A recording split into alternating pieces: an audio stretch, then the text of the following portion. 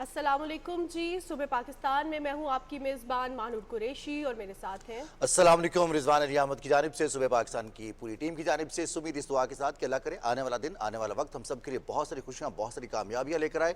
गुजरे हुए वक्त की कोई भी नाकामी कभी पलट कर हमारे सामने ना आए। आज 9 मई है। आज पाकिस्तान की तारीख का वो स्याह तरीन दिन है जिस दिन अपने सियासी मकासद के लिए एक सियासी टोले ने रियासती इदारों पर, पाकिस्तान पर हमला किया, शोहदा की यादगारों को नुकसान पहुंचाया, रियासत के कैसे इदारे पर हमला आवर होने की कोशिश की जो कि ना सिर्फ हमारी सरहदों का बल्कि हमारी तमाम तर जो सकाफत है, रवायात हैं, उनका मुहाफ़िज़ है। बेतहाशा कुर्बानियाँ हैं हमारे तहफ़्फ़ुज़ के लिए, पाकिस्तान की सलामती के लिए, पाकिस्तान के वक़ार के लिए। रिजवान, जहाँ पे हम बात करते हैं कि शोहदा की यादगारों पर हमला किया गया है, वहाँ पे हम देखते हैं कि पाकिस्तान पर हमला किया। आज भी हमारा दिल उतना ही दुखी है जितना एक साल पहले था। ना सिर्फ हमारा बल्कि जो शोहदा के लवाहिकीन हैं उनका दिल भी बहुत दुखी है और इस सानहे की जितनी भी मजम्मत की जा सके वो कम है। इस हवाले से प्रोग्राम में एक रिपोर्ट शामिल करते हैं। काज़ी इमदाद की रिपोर्ट्स देखिए, उसके बाद प्रोग्राम का सिलसिला आगे बढ़ाएंगे।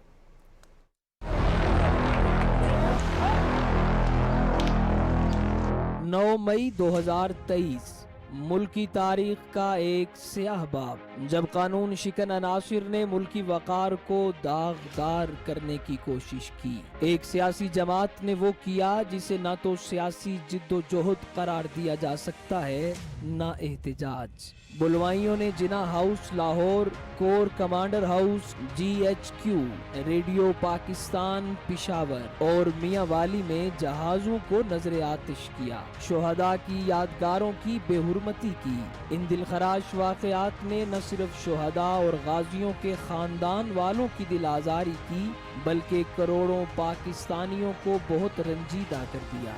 मनसूबा साजों और तखरीबकारों ने वो जुल्म किया कि जिसके मनाजिर कौम ने कभी देखे न थे और आज एक साल बाद भी उन्हें भुलाया नहीं जा सकता। इस घनाउनी साजिश के दौरान 23 इमारतों को नुकसान पहुंचा, 108 गाड़ियां और 2 मेट्रो स्टेशन को आग लगाई गई और यूं कौम को 600 करोड़ रुपए का नुकसान उठाना पड़ा।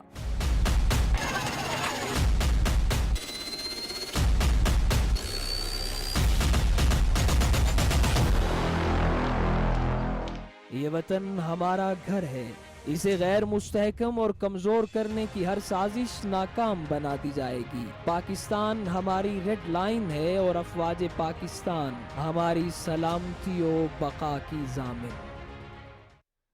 बिल्कुल जनाब, पाकिस्तान हमारी रेड लाइन है और हमारी अफवाज पाकिस्तान हमारी सलामती की ज़ामिन है। अफवाज पाकिस्तान के लिए आवाज़ उठाना, पाकिस्तान के लिए आवाज़ उठाना, पाकिस्तान का तहफ़्फ़ुज़ करना पाकिस्तान के हर शहरी पर फ़र्ज़ होता है। सानहा 9 मई को एक साल गुजर चुका है और इस हवाले से हम देख रहे हैं कि अवाम में अभी तक दुख की जो कैफियत है वो सेम ही है। और रिजवान, ख़ास तौर पे जब हम दुख या तकलीफ़ के हवाले से बात करते हैं तो हमारे अगर लवाहिकीन में से किसी की आखिरी आराम गाह जो होती है उसको उजाड़ दिया जाए, उसकी किसी निशानी को उजाड़ दिया जाए तो वो दर्द वही इंसान महसूस कर सकता है। और जो हमारे शोहदा हैं वो तो कहते हैं ना कि उनका जो खून होता है वो कौम की हयात होता है और वो दर्द हमारे दिलों में आज भी जिंदा है। इस वाक़े की जितनी मजम्मत की जाए वो कम है। और इस हवाले से सदर आसिफ अली जरदारी ने भी 9 मई के जो पुरतशद्दुद वाक़यात थे इनकी शदीद अल्फाज में मजम्मत की है और उनका कहना ये था कि इससे पूरे मुल्क का जो तासुर है वो बुरी तरह मुतासर हो रहा होता है, पूरी दुनिया में आपका सॉफ्टवेयर इमेज खराब हो रहा होता है। सियासत के लिए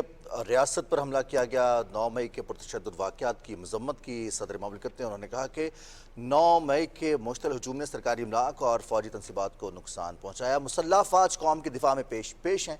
उन्होंने कहा कि जो सियासी सूरत हाल रही उसमें फ़ौज पर हमलावर होना, अपने मकासद के लिए जो इंतशार पैदा करने की कोशिश की गई उसकी जितनी मजम्मत की जाए कम है। वज़ीर आज़म मोहम्मद शहबाज शरीफ की दफ्तर से बयान जारी हुआ जिसमें वज़ीर आज़म मोहम्मद शहबाज शरीफ कहते हैं कि 2 सोचों को अलग करने का दिन है। स्याह दिन तो है 9 मई, लेकिन आज के दिन एक साल कबल 2 सोचें बिल्कुल अलग हो गई और लोगों ने इन 2 सोचों को पहचान भी लिया। एक वो सोच जो रियासत के लिए अपनी सियासत को कुर्बान करना चाहते हैं और दूसरे जो अपनी सियासत के लिए रियासत पर, इस वतन पर हमला आवर हुए। ये 2 मुख्तलिफ सोचें हैं और 2 मुख्तलिफ लोग हैं। और इस हवाले से उन्होंने कहा कि अब अवाम ये सब जानते हैं, उनके सामने सब आ चुका है। अपनी आंखों से लोगों ने देखा कि इंतशार पैदा करने वाले कौन हैं, इस मुल्क के लिए कुर्बानी देने वाले कौन हैं और कुर्बानी देने वालों पर जिन लोगों ने हमला किया وہ ریاست کے دشمن ہے. وہ کہا جاتا ہے نا مانور کہ ایسا تو دشمن بھی نہ کرے. بالکل. اور رضوان جہاں کہا جاتا ہے کہ جھوٹ کے پاؤں نہیں ہوتے اور سچ ہمیشہ سامنے آتا ہے, اور سچ سامنے آ گیا ہے کہ قوم کی حفاظت کرنے والے, وطن کی حفاظت کرنے والے, سرحدوں کی حفاظت کرنے والے کون لوگ ہیں. اور اس کے ساتھ ساتھ یہ جو 9 مئی کا پرتشدد واقعہ پیش آیا, اس کے ساتھ پروپیگنڈا بھی کیا گیا, سوشل میڈیا پہ بھی پروپیگنڈا کیا گیا. اور اسی حوالے سے D G I S P R major general Ahmed Sharif نے میڈیا بریفنگ میں اس حوالے سے بات کی اور کہا کہ 9 مئی کے واقعے کو سوچ کے آج بھی دل خون کے آنسو ہوتا ہے, اور خاص طور پہ جو شہداء کے یادگار ہے ان کو متاثر کیا گیا, ان کو نقصان پہنچایا گیا, شہیدوں کی یادگاروں کو نشانہ تو بنایا گیا. اس کے ساتھ ساتھ بانی پاکستان کی رہائش گاہ پر بھی حملہ کیا گیا. 9 مئی کی ناکامی کے بعد فالس فلیگ کا پروپیگنڈا کیا گیا. اور اس کے ساتھ ساتھ جو نقصان پہنچانے کی کوشش کی گئی عالمی سطح پر, عالمی اداروں کو پاکستان کے حوالے سے خط لکھے گئے, اور ان خطوط کا مقصد یہی تھا کہ پاکستان کو خدا نخواستہ دیوالیہ کیا جائے, زہریلے مقاصد رکھنے والوں کو سزا دی جانی چاہیے.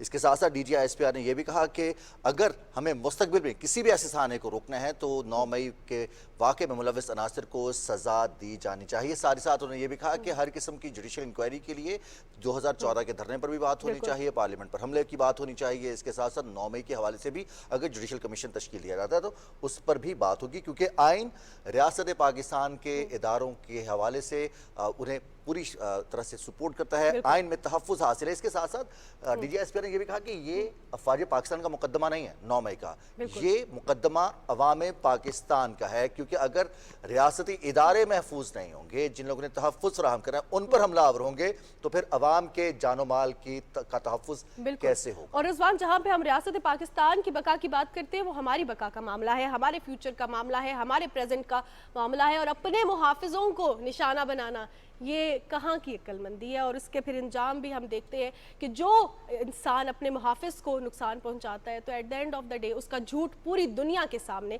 آتا ہے. اور اب اس جھوٹ کو سامنے لانا ہم تمام لوگوں کی ذمہ داری ہے, ہم تمام سٹیزنز کی ذمہ داری ہے, اور ایک رسپانسبل سٹیزن ہونے کے ناطے اپنے ملک کی, اپنے املاک کو نقصان پہنچانا یہ کہاں کی سمجھداری ہے. یعنی کہ ہم اپنے بچوں کا فیوچر تباہ کر رہے ہیں, ہم اپنے محافظوں کو ٹارگٹ کر رہے ہیں, ہم سوشل میڈیا پہ پروپیگنڈا کر رہے ہیں, لیکن سچ ہمیشہ سامنے اور آتا ہے. اس کے ساتھ ساتھ جو معاشرتی تقسیم جس کو فروغ دیا گیا, اس کو بڑھاوا دیا گیا, جلاؤ گھراؤ کی ترغیب دی جاتی رہی, اس کے ساتھ ساتھ جو منصوبہ ساز ہے ان کی تمام تر منصوبوں کے حوالے سے جو ویڈیو پیغامات ہیں سوشل میڈیا پر وہ بھی منظر عام پر ہے, سب کے سامنے ہیں کون کیا پیغام دے رہا تھا اور کس طرح سے لوگوں کو چارج کرنے کی کوشش کی جا رہی تھی.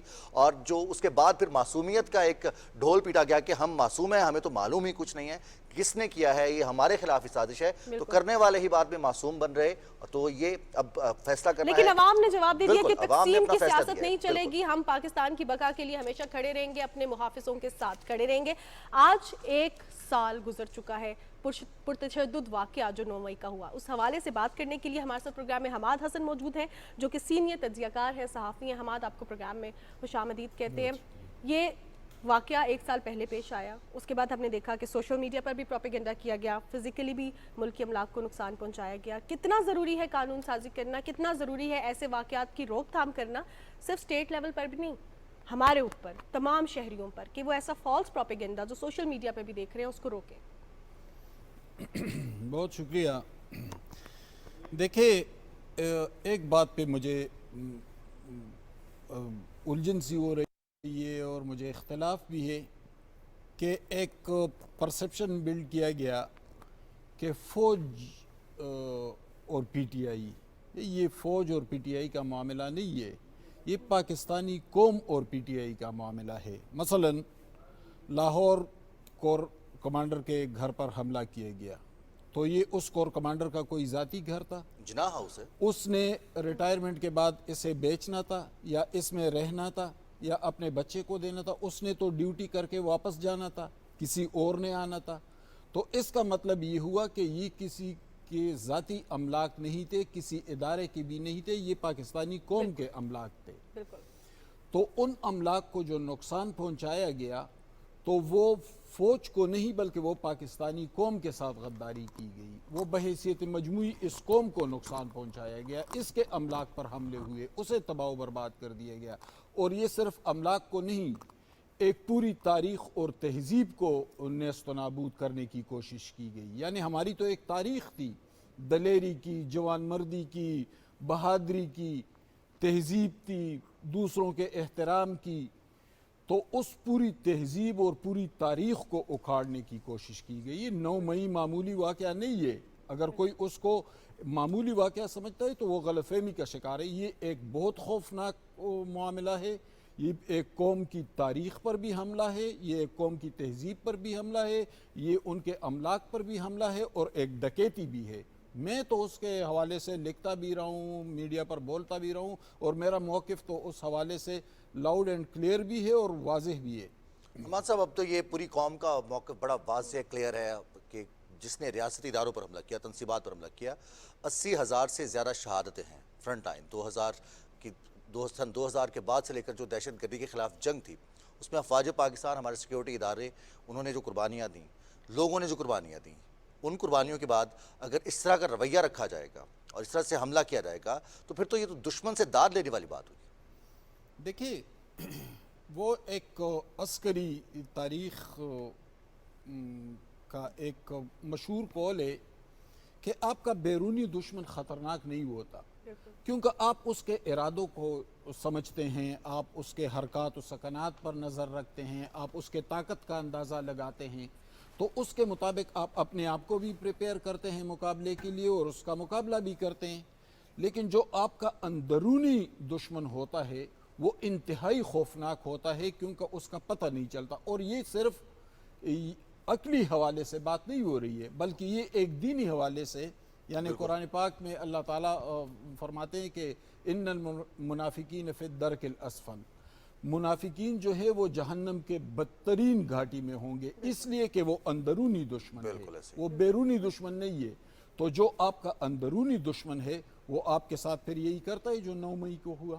صحیح. اچھا حماد صاحب, جہاں پہ آپ نے منافقین کے حوالے سے بات کی ہے اور اندر کے دشمن کے حوالے سے بات کی ہے, تو یہ تو ایک پراپرلی ایک آئیڈیالوجی پریویل کی گئی اور اس کے پیچھے اوبیسلی کام کیا جاتا ہے اور لوگوں کو تیار کیا جاتا ہے, لوگوں کو چارج کیا جاتا ہے, ان کے مائنڈ میں وہ آئیڈیالوجی, اور وہ آئیڈیالوجی ڈال کے پھر نکالنا بہت زیادہ مشکل ہے. اب اس کے لیے کام کرنا کتنا زیادہ ضروری ہے کہ جب انسان کو اپنا محافظ, اپنا دشمن لگنا شروع ہو جائے, اپنے گھر کی 4 دیواری اس کو بوجھ لگے, اس کو پتہ نہ ہو کہ میں گرمی سردی بارش میں باہر ہوں گا تو کیا ہوگا, اور اس کے مائنڈ میں یہ اتنا ایک ون سائیڈڈ اس کی برین واشنگ کی گئی ہو, تو اس کے بعد ہم سب پہ کیا ذمہ داری عائد ہوتی ہے, اس کو ہم نے ٹھیک راہ پہ کیسے لے کے آ رہے ہیں؟ دیکھیے, ایک عمومی تاثر جو بنا نا, میں اس سے الگ بات کرتا ہوں. میں کہتا ہوں کہ یہ ایک ادارے کے ساتھ صرف دشمنی نہیں کی گئی, یعنی 5000 سالہ تہذیب تھی, اور وہ مختلف مذاہب اور مختلف تہذیبوں سے ہوتی ہوتی یہاں تک ہم پہنچے تھے. آج بھی میرے عمر کے لوگ گاؤں جاتے ہیں اور ہمارا بزرگ آتا ہے تو ہم فوراً اٹھ جاتے ہیں, تب تک نہیں بیٹھتے جب تک وہ بیٹھنے کا کہے نہیں. یعنی یہ تہذیب ہمارے جینز کا حصہ ہے, اور یہ اس کے ساتھ پھر مذہب اسلام یا اس سے پہلے جو جن مذاہب سے ہم لوگ وابستہ تھے اس کے تعلیمات بھی یہی تھے. اس 5000 سالہ تہذیب کو مکمل طور پر اکھاڑنے کی کوشش کی گئی. آج ہم جیسے لوگ جو میڈیا میں یا بولتے ہیں یا لکھتے ہیں یا کچھ کرتے ہیں, ہم ان کی مخالفت کرتے ہیں تو ہماری ماؤں بہنوں تک پہنچ جاتے ہیں. بالکل صحیح کہا. یعنی یہ تہذیب تھی ہماری. یہ چھوڑے کہ انہوں نے ایک ادارے پہ حملہ کیا, اس سے بڑے بڑے واقعات بھی موجود ہیں, انہوں نے چھوڑا کس کو ہے. تو جب تک اس کو مکمل طور پر قابو نہیں کیا جائے گا تو ہماری معیشت آپ کے سامنے ہے. 2018 میں اقتدار میں آئے تھے اور پھر معیشت کا کیا حال کر دیا تھا. 2017 تک تو نواز شریف اس معیشت کو رئیس پر لے گئے تھے, وہ تو دنیا کی بہترین معیشتوں میں سے آنے لگا. لیکن پھر کیا بنا تھا, پھر ہماری جو خودداری تھی وہ خودداری یہاں تک آ گئی تھی کہ سعودی عرب سے ملیشیا جانے لگے اور ان کی کال آئی تو جہاز کا رخ پاکستان کی طرف موڑ دیا. ایران میں کڑے ہوئے اپنے ہی ملک کے خلاف بولنے لگے. تو دیکھیں, جب یعنی کوئی چیز نہیں چھوڑی, معیشت کو برباد کر دیا, خودداری کو برباد کر دیا, تاریخ کو برباد کر دیا, قومی املاک پر حملے ہوئے. تو یہ جو ان کے راستے میں آتا گیا انہیں رونتا گیا. اور میں آپ کو ایک اور بات بتاؤں, میرے اکثر دوست مجھ سے پوچھتے ہیں کہ آپ تو ہمیشہ, میں ذرا کھل کر بات کروں گا, کہ آپ تو اسٹیبلشمنٹ مخالف صحافی سمجھے جاتے تھے ہمیشہ, لیکن اس دفعہ تو آپ اسٹیبلشمنٹ کے ساتھ کھڑے ہیں. تو میں کہتا ہوں نہیں, میں اسٹیبلشمنٹ کے ساتھ نہیں کھڑا ہوں. میں جن مارشل لاؤں کا ہم نے ماضی میں سامنا کیا اس سے کئی گنا خوفناک آمریت جو ہمارے سامنے کھڑی ہے، میں اس کا مقابلہ کر رہا ہوں. بالکل. یعنی مارشل لا اگر اس ملک میں لگی تو کم از کم انہوں نے تہذیبی حوالے سے تو نقصان نہیں پہنچایا، تاریخی حوالے سے سیاسی نقصان ہمیں پہنچایا ہے، جمہوری نقصان پہنچاتا نا، اور نقصان تو، لیکن یہاں تو کوئی چیز سلامتی نہیں رہی، ہماری خودداری تک کو داؤ پر لگایا گیا. تو اسی لیے جو مجھ جیسے لکھاری ہیں یا صحافی ہیں تو ہم ان کے پورے جو ان کی ہسٹورک بیک گراؤنڈ ہے اس کو سمجھتے ہیں اور اس کی مخالفت اسی لیے کرتے ہیں، ورنہ سیاسی جماعتوں کی مخالفت ہمارا مزاج نہیں. یہ سیاست ہونی چاہیے اس ملک میں، جمہوری عمل روان رہنا حماد صاحب، چاہیے. اگلا پرابلم جو سب سے بڑا پرابلم ہے، جیسے مہنور نے بھی اس پر سوال کیا تھا آپ سے، جو مجموعی طور پر نوجوان ہیں ان کے ذہنوں کو آلودہ کیا گیا سوشل میڈیا کے ذریعے، غلط بیانی کے ذریعے. تاریخ میں جو واقعات نہیں ہیں، بہت پرانی تاریخ نہیں، ریسنٹ تاریخ کی بات کریں تو اس میں بھی جھوٹ بولا گیا، اور پھر جھوٹ بھی ایسے بولے گئے جس پر نہ ندامت، نہ شرمندگی، نہ معافی، ڈھٹائی الگ. اب یہی تربیت جو سیاسی لیڈر نے کرنی ہوتی ہے وہ ان فالورز کی گئی، نئے فالورز کی. اب تقسیم اتنی بڑھ گئی ہے، جیسے آپ نے بھی کہا کہ بڑوں کا ادب نہیں ہے، گھر تک محفوظ نہیں، عزتیں محفوظ نہیں ہیں. بالکل. اب ہمیں اس سے نمٹنا کیسے ہے؟ دیکھیے میں آپ کو ایک مثال دیتا ہوں.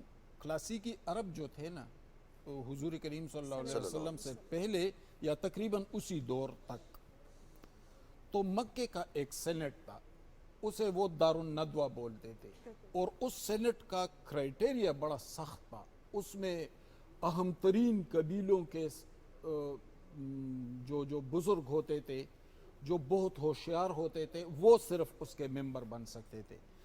تو اس پہ اس کرائٹیریا میں ایک شرط یہ بھی تھی کہ عمر 40 سال سے اوپر ہونی چاہیے، یعنی 40 سال سے کم کسی کو اس کی رکنیت نہیں دی جائے گی، خواہ وہ کسی بڑے قبیلے کا سردار ہی کیوں نہ ہو. تو ایک دفعہ ایک عرب اس سینٹ کے ممبر اور ایک بڑے سردار سے کسی نے پوچھا کہ یہ کرائٹیریا زیادتی نہیں ہے کہ آپ نے 40 سال کی عمر رکھی ہے، اس سے پہلے کوئی کتنا ہی ہوشیار کیوں نہ ہو، چونکہ عرب میں شاعری اور ادب بہت اعلیٰ مقام تھا. تو کہتے ہیں وہ کوئی بہت بڑا شاعر ہی کیوں نہ ہو اور بہت ہوشیار ہی کیوں نہ ہو تو پھر بھی وہ نہیں بن سکے گا، 40 سال عمر زیادہ رکھی ہے. تو کہتے ہیں کہ اس سردار نے مڑ کر اس کی طرف دیکھا اور کہا کہ ہم اپنے وطن اور اپنے مستقبل کے فیصلے لونڈوں پر نہیں چھوڑ سکتے. یہ کتنی بڑی بات کہہ دی انہوں نے. وہ واقعہ ہمارے ساتھ ہوا. 13, 14, 15, 16 سال کے لڑکوں کے ہاتھوں میں موبائل تھا، سوشل میڈیا پر ان کی ذہن سازی کی گئی اور ان کے ذہنوں کو نفرت اور حقارت سے بھر دیا گیا اور ان کے منہ پر گالیاں روا کی گئی اور ان کے ہاتھوں میں موبائل تھا. اور پھر اس موبائل پر جو کچھ ان کے سامنے، ان کی ذہنی استعداد اور طاقت اتنی تھی نہیں کہ وہ اپنے ذہن سے سوچ سکے کہ یہ ہمیں کس راستے پر لے جائے جا رہا ہے. اور جب ہوش آیا تو پوری کی پوری نسل کو تباہ و برباد کر چکے تھے. اور حماد صاحب یہ اس وجہ سے بھی کیا جاتا ہے کیونکہ یہ ایج بہت ولنریبل ہوتی ہے، آپ کسی کا دماغ بھی کسی طرف بھی موڑ سکتے ہیں آسانی کے تو ساتھ. آسانی کے ساتھ تبھی یہ ٹارگٹ کیا گیا یوتھ کو. اب ایک سوال، آپ صحافی ہیں، ہم بھی ایک چیز فیس کر رہے ہوتے ہیں، آپ بھی وہ چیز بہت زیادہ فیس کرتے ہیں، اور انفارچونیٹلی وہ ڈسیمینیٹ بھی اسی فرٹرنیٹی سے ہوتی ہے. مس انفارمیشن، ڈس انفارمیشن. 9 مئی کے پرتشدد واقعے کے بعد بھی بہت زیادہ مس انفارمیشن پھیلائی گئی. وہ جو اب اس کو دیکھا جائے تو یہ 5th جنریشن آف وارفیئر دیکھا جائے تو اپنے ملک میں اپنے ہی لوگوں کے اگینسٹ وار کی، اپنی سرحدوں کے تحفظ کرنے والوں کے اگینسٹ وار کی، سوشل میڈیا پہ پروپیگنڈا، مس انفارمیشن، اور اس کی ہمارا تو ایک شیئر ہوتا ہے، اس کی جو ملین ویوز آ رہے ہوتے ہیں وہ کتنا زیادہ ذہن سازی کر رہے ہوتے ہیں، افیکٹ کر رہے ہوتے ہیں. اب یہ جو طریقہ کار سٹارٹ ہو گیا مس انفارمیشن ڈس انفارمیشن کا، چاہے وہ واٹس ایپ ہو، فیس بک ہو، کوئی بھی سوشل میڈیا ایپ ہو، اب اس کا کاؤنٹر کیسے کرنا ہے؟ یہ صرف عوام کے لیے نہیں، صحافیوں کے لیے بھی، یہ ان افراد کے لیے بھی جو ڈفرینٹ فیلڈز آف لائف کے ساتھ منسلک ہیں اور وہ جو خبر آتی ہے اس کو فالو کر لیتے ہیں، اس کو سچ مان لیتے ہیں. دیکھیے میں نے بہت سے صحافی دوستوں کو بھی اس حوالے سے ناراض کیا. ابھی کچھ دن پہلے میں یہاں پہ ایک شو میں بات کر رہا تھا کہ فیک نیوز کے حوالے سے انتہائی سخت قانون سازی ہونی چاہیے. یہ ذمہ داری ہماری نہیں بنتی کہ بھئی آپ کے یوٹیوب چینل پر کتنے ویوز آتے ہیں اور آپ کو کتنے ڈالر ملتے ہیں. میں نے ان کے لیے ایک ٹرمینالوجی ڈالر ٹیوبر کا استعمال کیا جو پھر بہت عام لوگوں نے بھی اس لفظ کو استعمال کیا.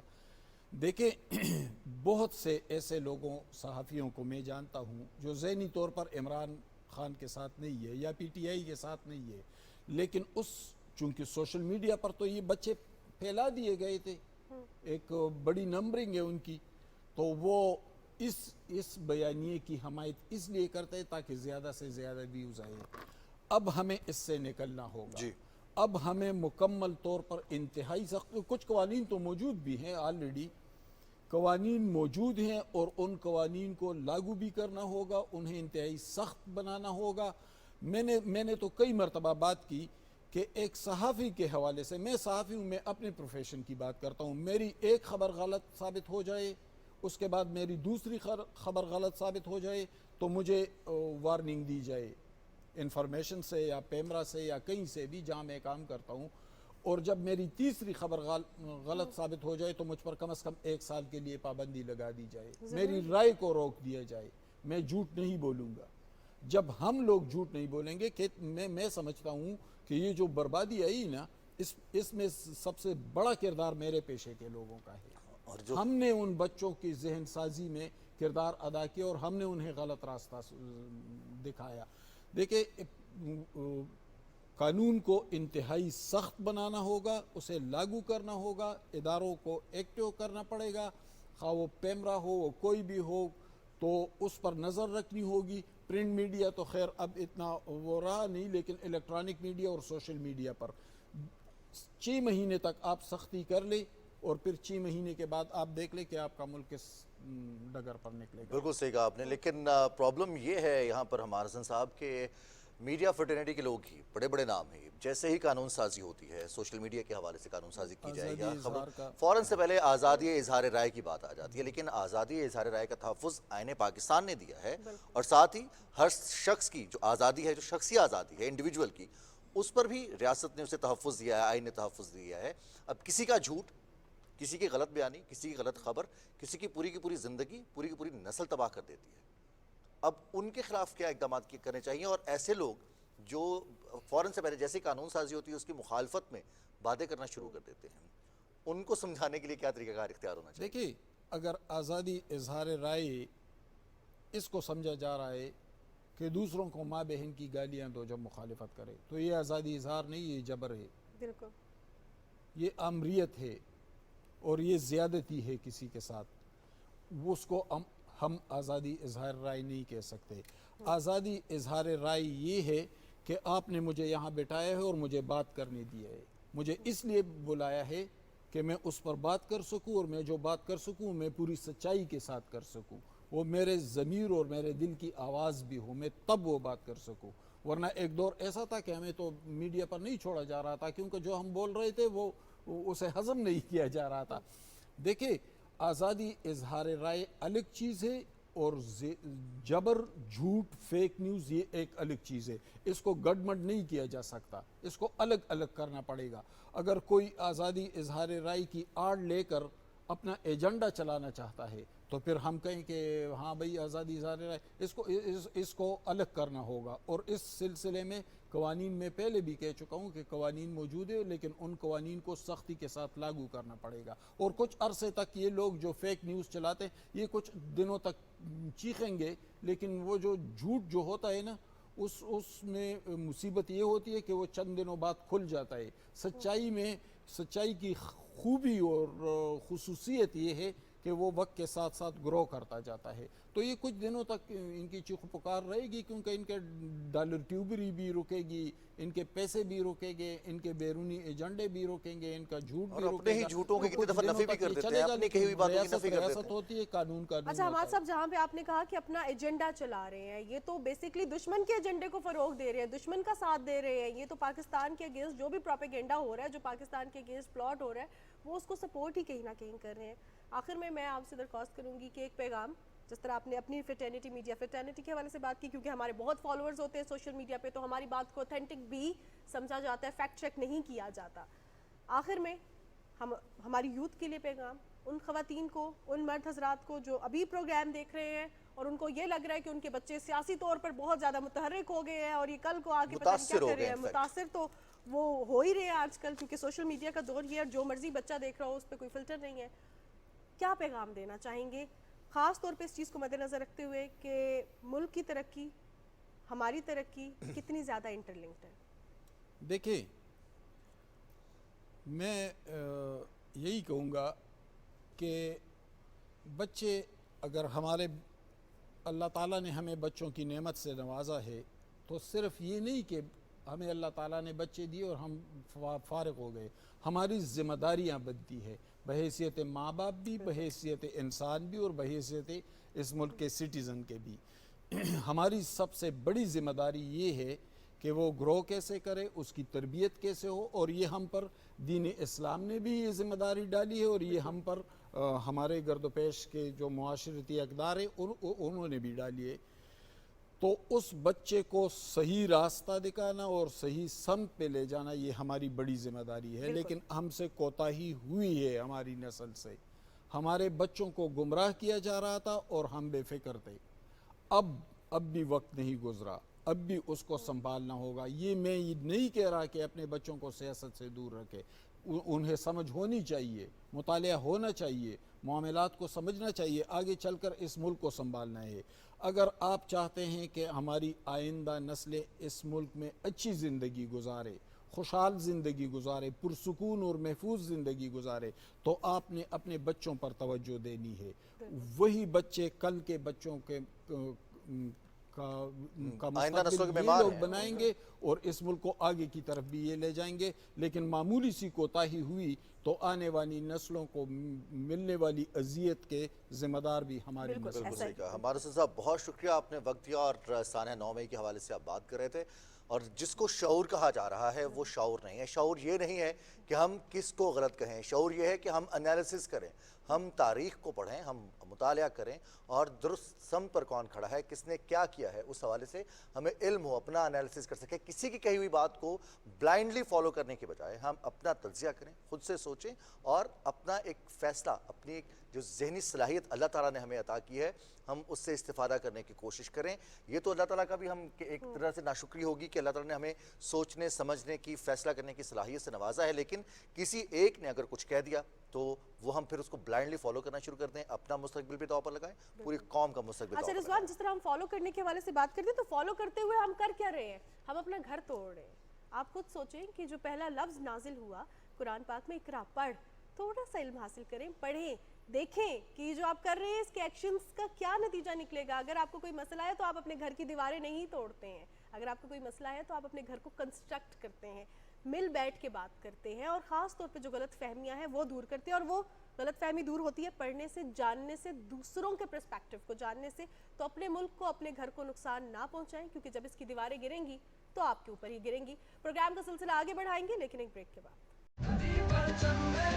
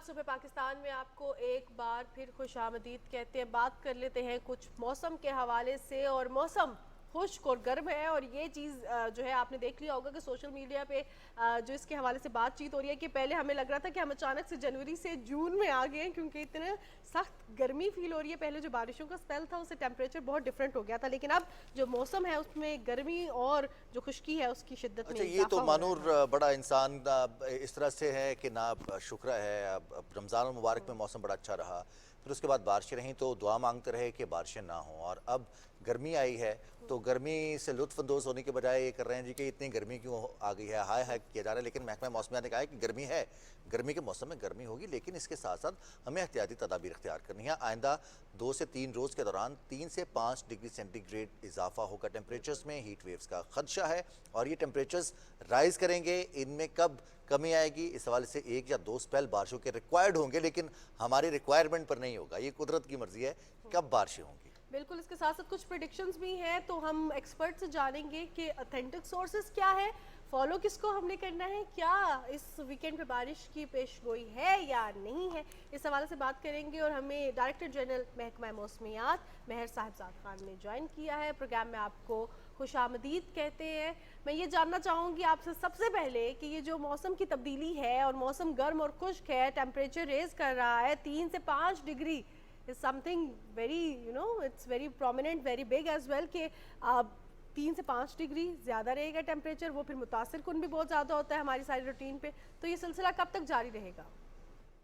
अच्छा, पहली तो बात ये कि असल में है इस साल जो है ना, अप्रैल जो है ना, एक ऐसा महीना गुजरा है जिसमें टेम्परेचर किसी जगह पे भी 40 डिग्री सेंटीग्रेड नहीं हुए, वरना सिंध जो है वो अप्रैल में ही काफ़ी ज़्यादा गर्म होता था। पंजाब में भी टेम्परेचर काफ़ी ज़्यादा होते थे, लेकिन अप्रैल इतना वो आपने देखा होगा कि बारिशें हुई हैं और हिस्ट्री की सबसे ज़्यादा बारिशें हुई। लेकिन अब ये जब टेम्परेचर इवन यकम मई को टेम्परेचर रात का इस्लामाबाद में 11 डिग्री सेंटीग्रेड था, जो कि आपका एवरेज टेम्परेचर होता है मार्च का टेम्परेचर होता है। तो इस वजह से थोड़ा सा वो लग रहा था कि जी मौसम पता नहीं ऐसे ही चलता रहता, लेकिन ये एक्चुअल सीजन गर्मी का था।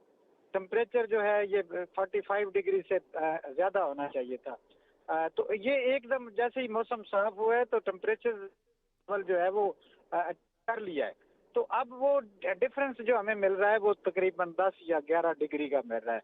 तो इस वजह से एकदम हमें लग रहा है कि जी बहुत ज़्यादा शदीद गर्मी है। टेम्परेचर वाकई सिंध के कुछ इलाकों में कल 47 डिग्री सेंटीग्रेड तक, हमारे जनूबी पंजाब और ये मियाँ वाली बकर डेरा इस्माइल खान, यहाँ पे भी टेम्परेचर तकरीबन 44-45 डिग्री थे। तो इस वजह से एकदम हीट वेव आई है। हीट वेव तो इसको हम नहीं कह सकते, क्योंकि इसकी ये 1 या 2 दिन और रहेगी, और फिर आगे यानी 10 तारीख को कल या 11 को कुछ में आंधी आने का इम्कान है, और मौसम इससे में थोड़ा सा 2-3 दिन का रिलीफ मिल जाएगा। तो वीकेंड वाकई आपका जो है वो अच्छा गुजरेगा कि जी कुछ इलाकों में आंधी आने का इम्कान है। तो जो एहतियाती तदाबीर हो सकती हैं, किसी ने गंदम की फसल बाहर रखी है तो उसके लिए अपना वो कर ले मैनेज, या और कोई जैसे होता है कि जी लूज एक होती है आपके स्ट्रक्चर होता है, उसको मैनेज कर लें, या ऐसी चीज़ों से परहेज करना चाहिए। तो आजकल जो होता है ये सिस्टम, इसमें गरज चमक भी होती है, तो डेफिनेटली गरज चमक के भी अपने नुकसान होते हैं। तो आने वाले दिनों में ये 2-3 दिन जब गुजरेंगे आंधी और ये बारिश के हल्की बारिश होगी, ये पूरे पाकिस्तान में नहीं, ये मिड ऑफ द पाकिस्तान तक तकरीबन जाएगी। लेकिन उसके बाद मैं आपको ये बता देता हूँ कि फिर हीट वेव का चांस है काफ़ी ज़्यादा, कि जी हीट वेव आएगी, गर्मियाँ जिस तरह होती थी इस तरह आंधी फिर भी किसी न किसी वक्त आ सकती है।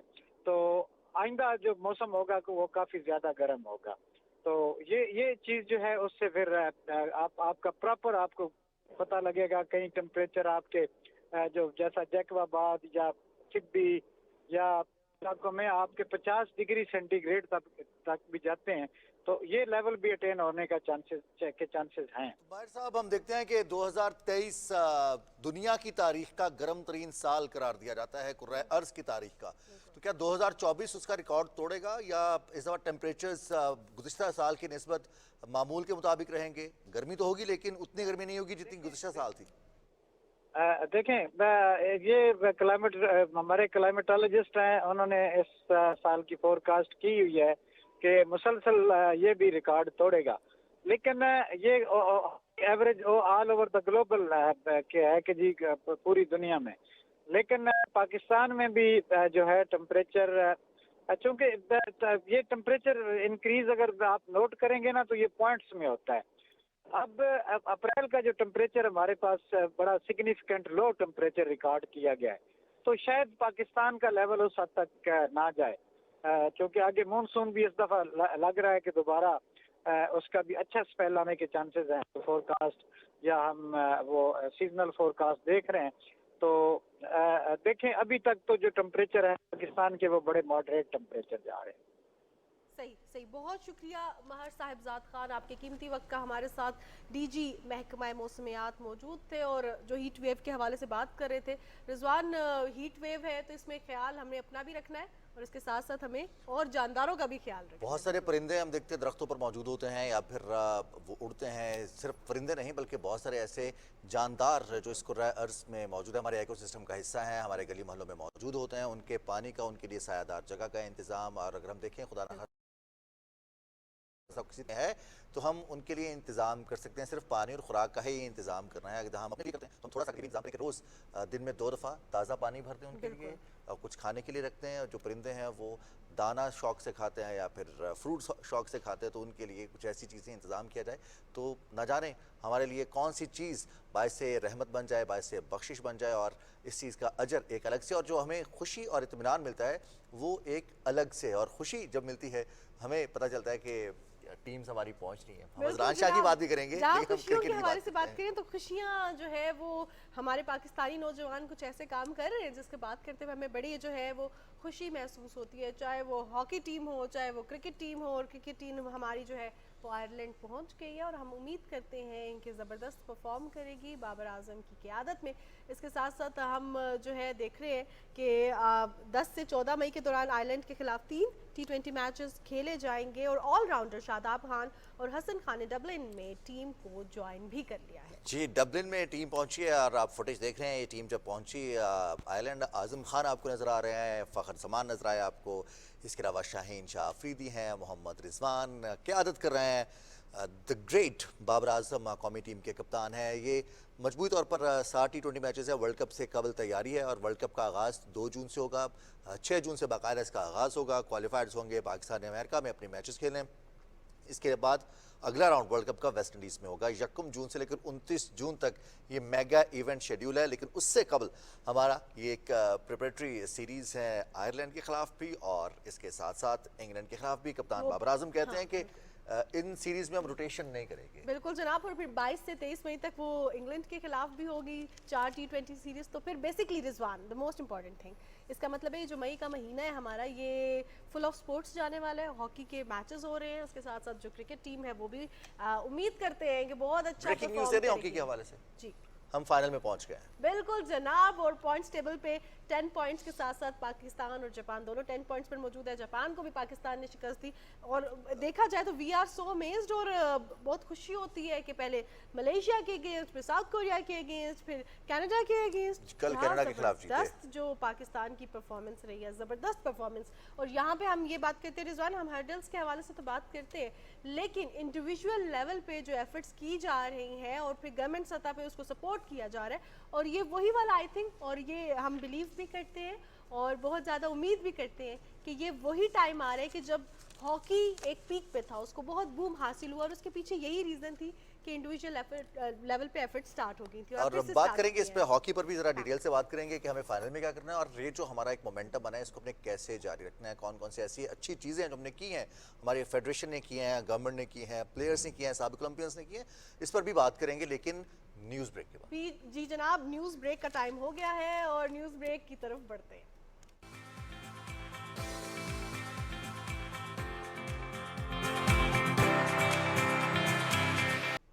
जनाब, सुबह पाकिस्तान में आपको एक बार फिर खुशामदीद कहते हैं। आज है जुमेरात, थर्सडे को एक ख़ास चीज़ होती है और बल्कि अब तो वो हमारे प्रोग्राम का इतना नॉर्मल और कॉमन हिस्सा है कि आप पहचान गए होंगे। हम बात कर रहे हैं जी मज़हर शहजाद साहब की, जो कि हर मंडे और थर्सडे को हमारे साथ होते हैं। तो आज भी उन्होंने प्रोग्राम में हमें ज्वाइन किया। मज़हर साहब, वेलकम टू द शो।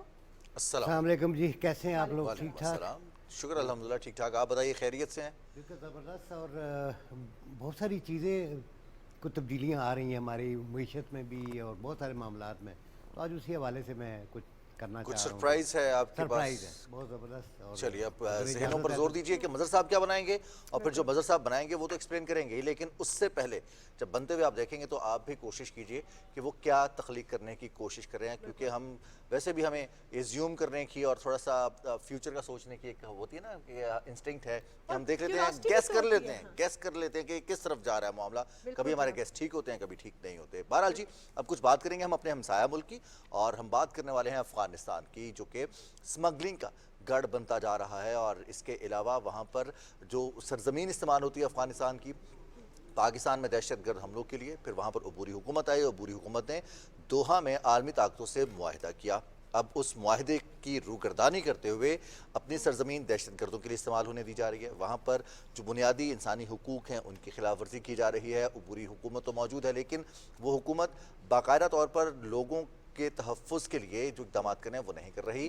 फिर मनशियात की पैदावार के हवाले से बहुत ज़्यादा बदनाम हो रहा है ये हमारा हमसाया मुल्क पूरी दुनिया में। बिल्कुल जनाब, जहाँ पे हम ग्लोबलाइजेशन की बात करते हैं तो उसमें अगर किसी एक मुल्क में कोई गलत काम हो रहा होगा तो उसका असर पूरे खित्ते में होता है, और यही हो रहा है जी अफ़गानिस्तान में। और अफ़गानिस्तान मनशियात की गैर कानूनी काश्त और पैदावार में दुनिया का सबसे बड़ा मुल्क बन चुका है। और हम देखते हैं अफ्यून हो, चर्स हो, दीगर मसनूई नशावर मनशियात हो, और वो रिजवान मसला ये नहीं है कि सिर्फ वहाँ पे पैदा हो रही है, काश्त की जा रही है, बल्कि मसला ये है कि पाकिस्तान की सरजमीन इस्तेमाल की जा रही है, यूरोप में भी उसको स्मगल किया जा रहा है। ये नौजवानों को कितना मुतासिर कर रही है और ख़ास तौर पर खित्ते के अमन को कितना मुतासिर कर रही है, इस पर बात करना बहुत ज़्यादा ज़रूरी है। क्योंकि वहाँ से जब पाकिस्तान आती है मनशियात, स्मगल की जाती है, उसके बाद उसको यूरोप और दीगर ममालिक में भी भेजा और जो सबसे ख़तरनाक एलिमेंट है वो ये कि ये दहशतगर्द इन मनशियात को स्मगल करते हैं, और फिर इस मनशियात की वजह से जो ज़र मुबादला कमाया जाता है, पैसे कमाए जाते हैं, उनको दहशत गर्दी के लिए इस्तेमाल किया जाता है। तो ये दो नेटवर्क्स बन जाते हैं, और जो नेटवर्क बनता है वो फिर दुनिया के अमन के लिए, ख़त्ते की सलामती के लिए ख़तरा है। पाकिस्तान के सिक्योरिटी इदारे, पाकिस्तान की कस्टम्स बड़ी जाफिशानी से खिदमात सर अंजाम दे रहे हैं, स्मगलिंग की कोशिशों को नाकाम बनाते हैं। ख़ास तौर पर मनशियात के हवाले से पाकिस्तान के कवानीन बड़े सख्त हैं, और इसके अलावा जो स्मगलिंग करने की कोशिश की जाती है उनके खिलाफ भरपूर एक्शन भी किया जाता है, और बड़ी ज़बरदस्त कामयाबियाँ भी हासिल की हैं हमारे सिक्योरिटी इदारों ने। और पाकिस्तान में, पाकिस्तान की सरजमीन को इन मकासद के लिए जो लोग इस्तेमाल करने की कोशिश करते हैं उन्हें सलाखों के पीछे भी पहुँचाया जाता है। पाकिस्तान ने इस हवाले से आलमी इदारों को भी आगाह किया है। पाकिस्तान ने अफ़गानिस्तान के साथ भी ये मामला उठाया है। पूरी दुनिया में 2021 में जब अफ़गानिस्तान में तालिबान ने दोबारा हुकूमत बनाई थी, वो बुरी हुकूमत आई थी, अमेरिका का इनखला हुआ था, उसके बाद से अब तक उसमें एक दफ़ा फिर बड़ी हद तक इजाफा हुआ है। 30% से ज़्यादा इजाफा हुआ है मनशियात की पैदावार और स्मगलिंग में। अच्छा रिजवान, यहाँ पे जहाँ पे हम बात कर रहे हैं स्मगलिंग के हवाले से, और पाकिस्तान इसकी रोकथाम भी कर रहा है और मौसर किरदार अदा कर रहा है, वहाँ पे हम ये भी देखते हैं कि अभी तक जो सिचुएशन है उसमें अफगानिस्तान सालाना 60 से 80% अफ्यून जो है वो अमेरिका और यूरोप की मार्केट में स्मगल करता है, और इसमें पाकिस्तान को ट्रांजिट रूट बनाने की कोशिश की जाती है, जिसका पाकिस्तान जवाब भी देता है और रोकथाम भी करता है। लेकिन बात यह है कि हम दुश्मन को कभी भी अब ट्रांजिट रूट ये इस्तेमाल नहीं करने देंगे। और देखा जाए तो हमारे हमसाया ममालिक हमने तो कितनी मेज़बानी की है, 40 लाख से ज़्यादा अफ़गान मुश्किल वक्त में पाकिस्तान ने उनकी मेहमान नवाजी की, पाकिस्तान में मौजूद रहे, अब भी मौजूद हैं। बहुत सारे गैर कानूनी तौर पर जिनके पास कोई डॉक्यूमेंट्स हैं उन्हें वापस भेजा जा रहा है, और उनके खिलाफ एक्शन भी लिया जा रहा है। बाकायदा अच्छे तरीके से इंतज़ाम के ज़रिए उन्हें वापस भेजा जा रहा है। तो पाकिस्तान तो अपना हक अदा कर रहा है, लेकिन वही बात है कि हमारी खामोशी को, हमारे अमन की ख्वाहिश को कमज़ोरी ना समझा जाए। ये बारहा पाकिस्तान ने बताया, पाकिस्तान आलमी फोरम्स पर भी ये मामला उठा चुका है। तो अब ہم کچھ بات کریں گے نیوز بریک سے پہلے. مانور کافی خوش تھیں کہ اور ہم بھی خوش ہیں, سب خوش ہیں. پاکستان ہاکی ٹیم فائنل کے لیے پہنچ چکی ہے, فائنل کے لیے کوالیفائی کر چکی ہے 10 پوائنٹس کے ساتھ. ابھی تک ناقابل شکست ہے اذلان شاہ ہاکی ٹورنامنٹ میں. ایک میچ ہمارا باقی ہے اور وہ ہے نیوزی لینڈ کے خلاف, اور نیوزی لینڈ آلریڈی 2 میچز ہار چکا ہے. 4 کھیلے ہیں, 2 جیتے ہیں, 2 ہار چکے ہیں. پاکستان نے 4 کھیلے ہیں, 1 ڈرا ہوا ہے, 3 ہم جیت چکے ہیں. اور رضوان جس طرح ہم جیتے ہیں, جو ہماری پرفارمنس رہی ہے وہ اتنی زبردست رہی ہے. اور اکثر اوقات چاہے کوئی بھی کھیل ہو, ہاکی ہو, کرکٹ ہو, بات کی جاتی ہے کہ جو ہوم گراؤنڈ جس کے پاس ہوتا ہے, جو ہوسٹ ٹیم ہوتی ہے, اس کو بہت زیادہ بینیفٹ حاصل ہوتا ہے, اس کو ایج حاصل ہوتا ہے. لیکن پاکستان نے جاتے ساتھ ملیشیا کو ہرایا, پھر ساؤتھ کوریا کو, ہم دیکھ رہے ہیں کینیڈا کو بھی, پھر ایک ڈرا بھی ہوا, اور اب فائنل میں فائنلی پاکستان پہنچ گیا ہے. جو زبردست شاندار پرفارمنس دی جا رہی ہے. اور اب رضوان ہم اکثر یہ بات کرتے تھے کہ ہمارے ساتھ جو پروگرام میں گیسٹ ہوتے تھے وہ کہتے تھے کہ ہاکی کو اتنا گلیمرائز نہیں کیا جاتا, لیکن ہاکی کے حوالے سے دیکھا جائے تو سوشل میڈیا پہ ہر دوسرا بندہ اس پہ بات کر رہا ہے, پی ٹی وی پہ ہم ہمیشہ بات کرتے رہے ہیں, اپنے پلیٹ فارم پہ صبح پاکستان میں ہاکی کے پلیئرز بھی ہمارے ساتھ موجود ہوتے رہے, مینجمنٹ سے بھی لوگ موجود ہوتے رہے, اور آج تو ہم بڑا فخر محسوس کریں اس حوالے سے بات کرتے ہوئے کہ ہمارا قومی کھیل, پاکستان کا قومی کھیل ہاکی ایک دفعہ پھر اپنی پیک پر جا رہا ہے. جی, نجیب خٹک اسٹوڈیوز میں موجود ہیں اور ان سے ہم جانیں گے کہ فائنل کیسا ہوگا. لیکن اس سے قبل نیوزی لینڈ کے خلاف میچ بڑا اہم ہے, کیونکہ اس میں ہمارا مومنٹم ایک دفعہ پھر ٹیسٹ ہو گیا. نیوزی لینڈ ایک اچھی ٹیم ہے, منجھی ہوئی ٹیم ہے. نجیب السلام علیکم. وعلیکم السلام. تھینک یو ویری مچ, مبارک ہو. خیر مبارک, آپ سب کو مبارک ہو, پورے پاکستان کو مبارک ہو. زبردست خبر ہے ہاکی کے لیے, سب کی کامیابی ہے. بالکل. تو نجیب یہ بتائیے گا کہ ابھی تک کی جو پاکستان کی پرفارمنس دیکھی, ہمیں تو بہت فخر ہوتا ہے بات کرتے ہوئے کہ پاکستان نے کیا زبردست پرفارم کیا, اور ہوتا یہ ہے کہ اکثر بلیم کیا جاتا ہے پاکستانی کھلاڑیوں کو کہ ایک میچ جیت گئے تو اوور کانفیڈنٹ ہو گئے, کہیں اوور کانفیڈنٹ نظر نہیں آئے, بلکہ دوسرے میچ میں ایک اچھے طریقے سے دوبارہ سے ایک نئی اسپرٹ کے ساتھ سامنے آئے. آپ بینگ این ایکسپرٹ کیسے دیکھتے ہیں پرفارمنس؟ جی بالکل, بہت خوشائند بات ہے. پاکستان 13 سال بعد فائنل میں پہنچا ہے, اور 13 سال بعد لڑکے جنہوں نے پرفارم کیا, بہت خوشی کی بات ہے پورے ملک کے لیے, پورے پاکستان کے لیے. جو ہاکی لیورز ہیں ان کے لیے, اسپیشلی جو پلیئرز ہیں وہ بہت خوش ہیں. جیسے آپ نے فرمایا کہ میڈیا پی ٹی وی ان کو سپورٹ کر رہا ہے, بلکہ آج کل تو ہم سوشل میڈیا پہ دیکھتے ہیں, ہر پیج, ہر پلیٹ فارم پہ لوگ ان کو اپریشیٹ کر رہے ہیں. لوگ بچوں کا جو گلہ شکوہ تھا کہ کرکٹ والوں کو سپورٹ کرتے ہیں, ہمیں نہیں اٹھاتے, اب تو تقریباً آلموسٹ جو ہمارے پاکستان کے کیپٹن ہے اس کو بھی ہر پلیئر پاکستانی جانتا ہے کہ پاکستان کے کیپٹن اماد بٹ ہے.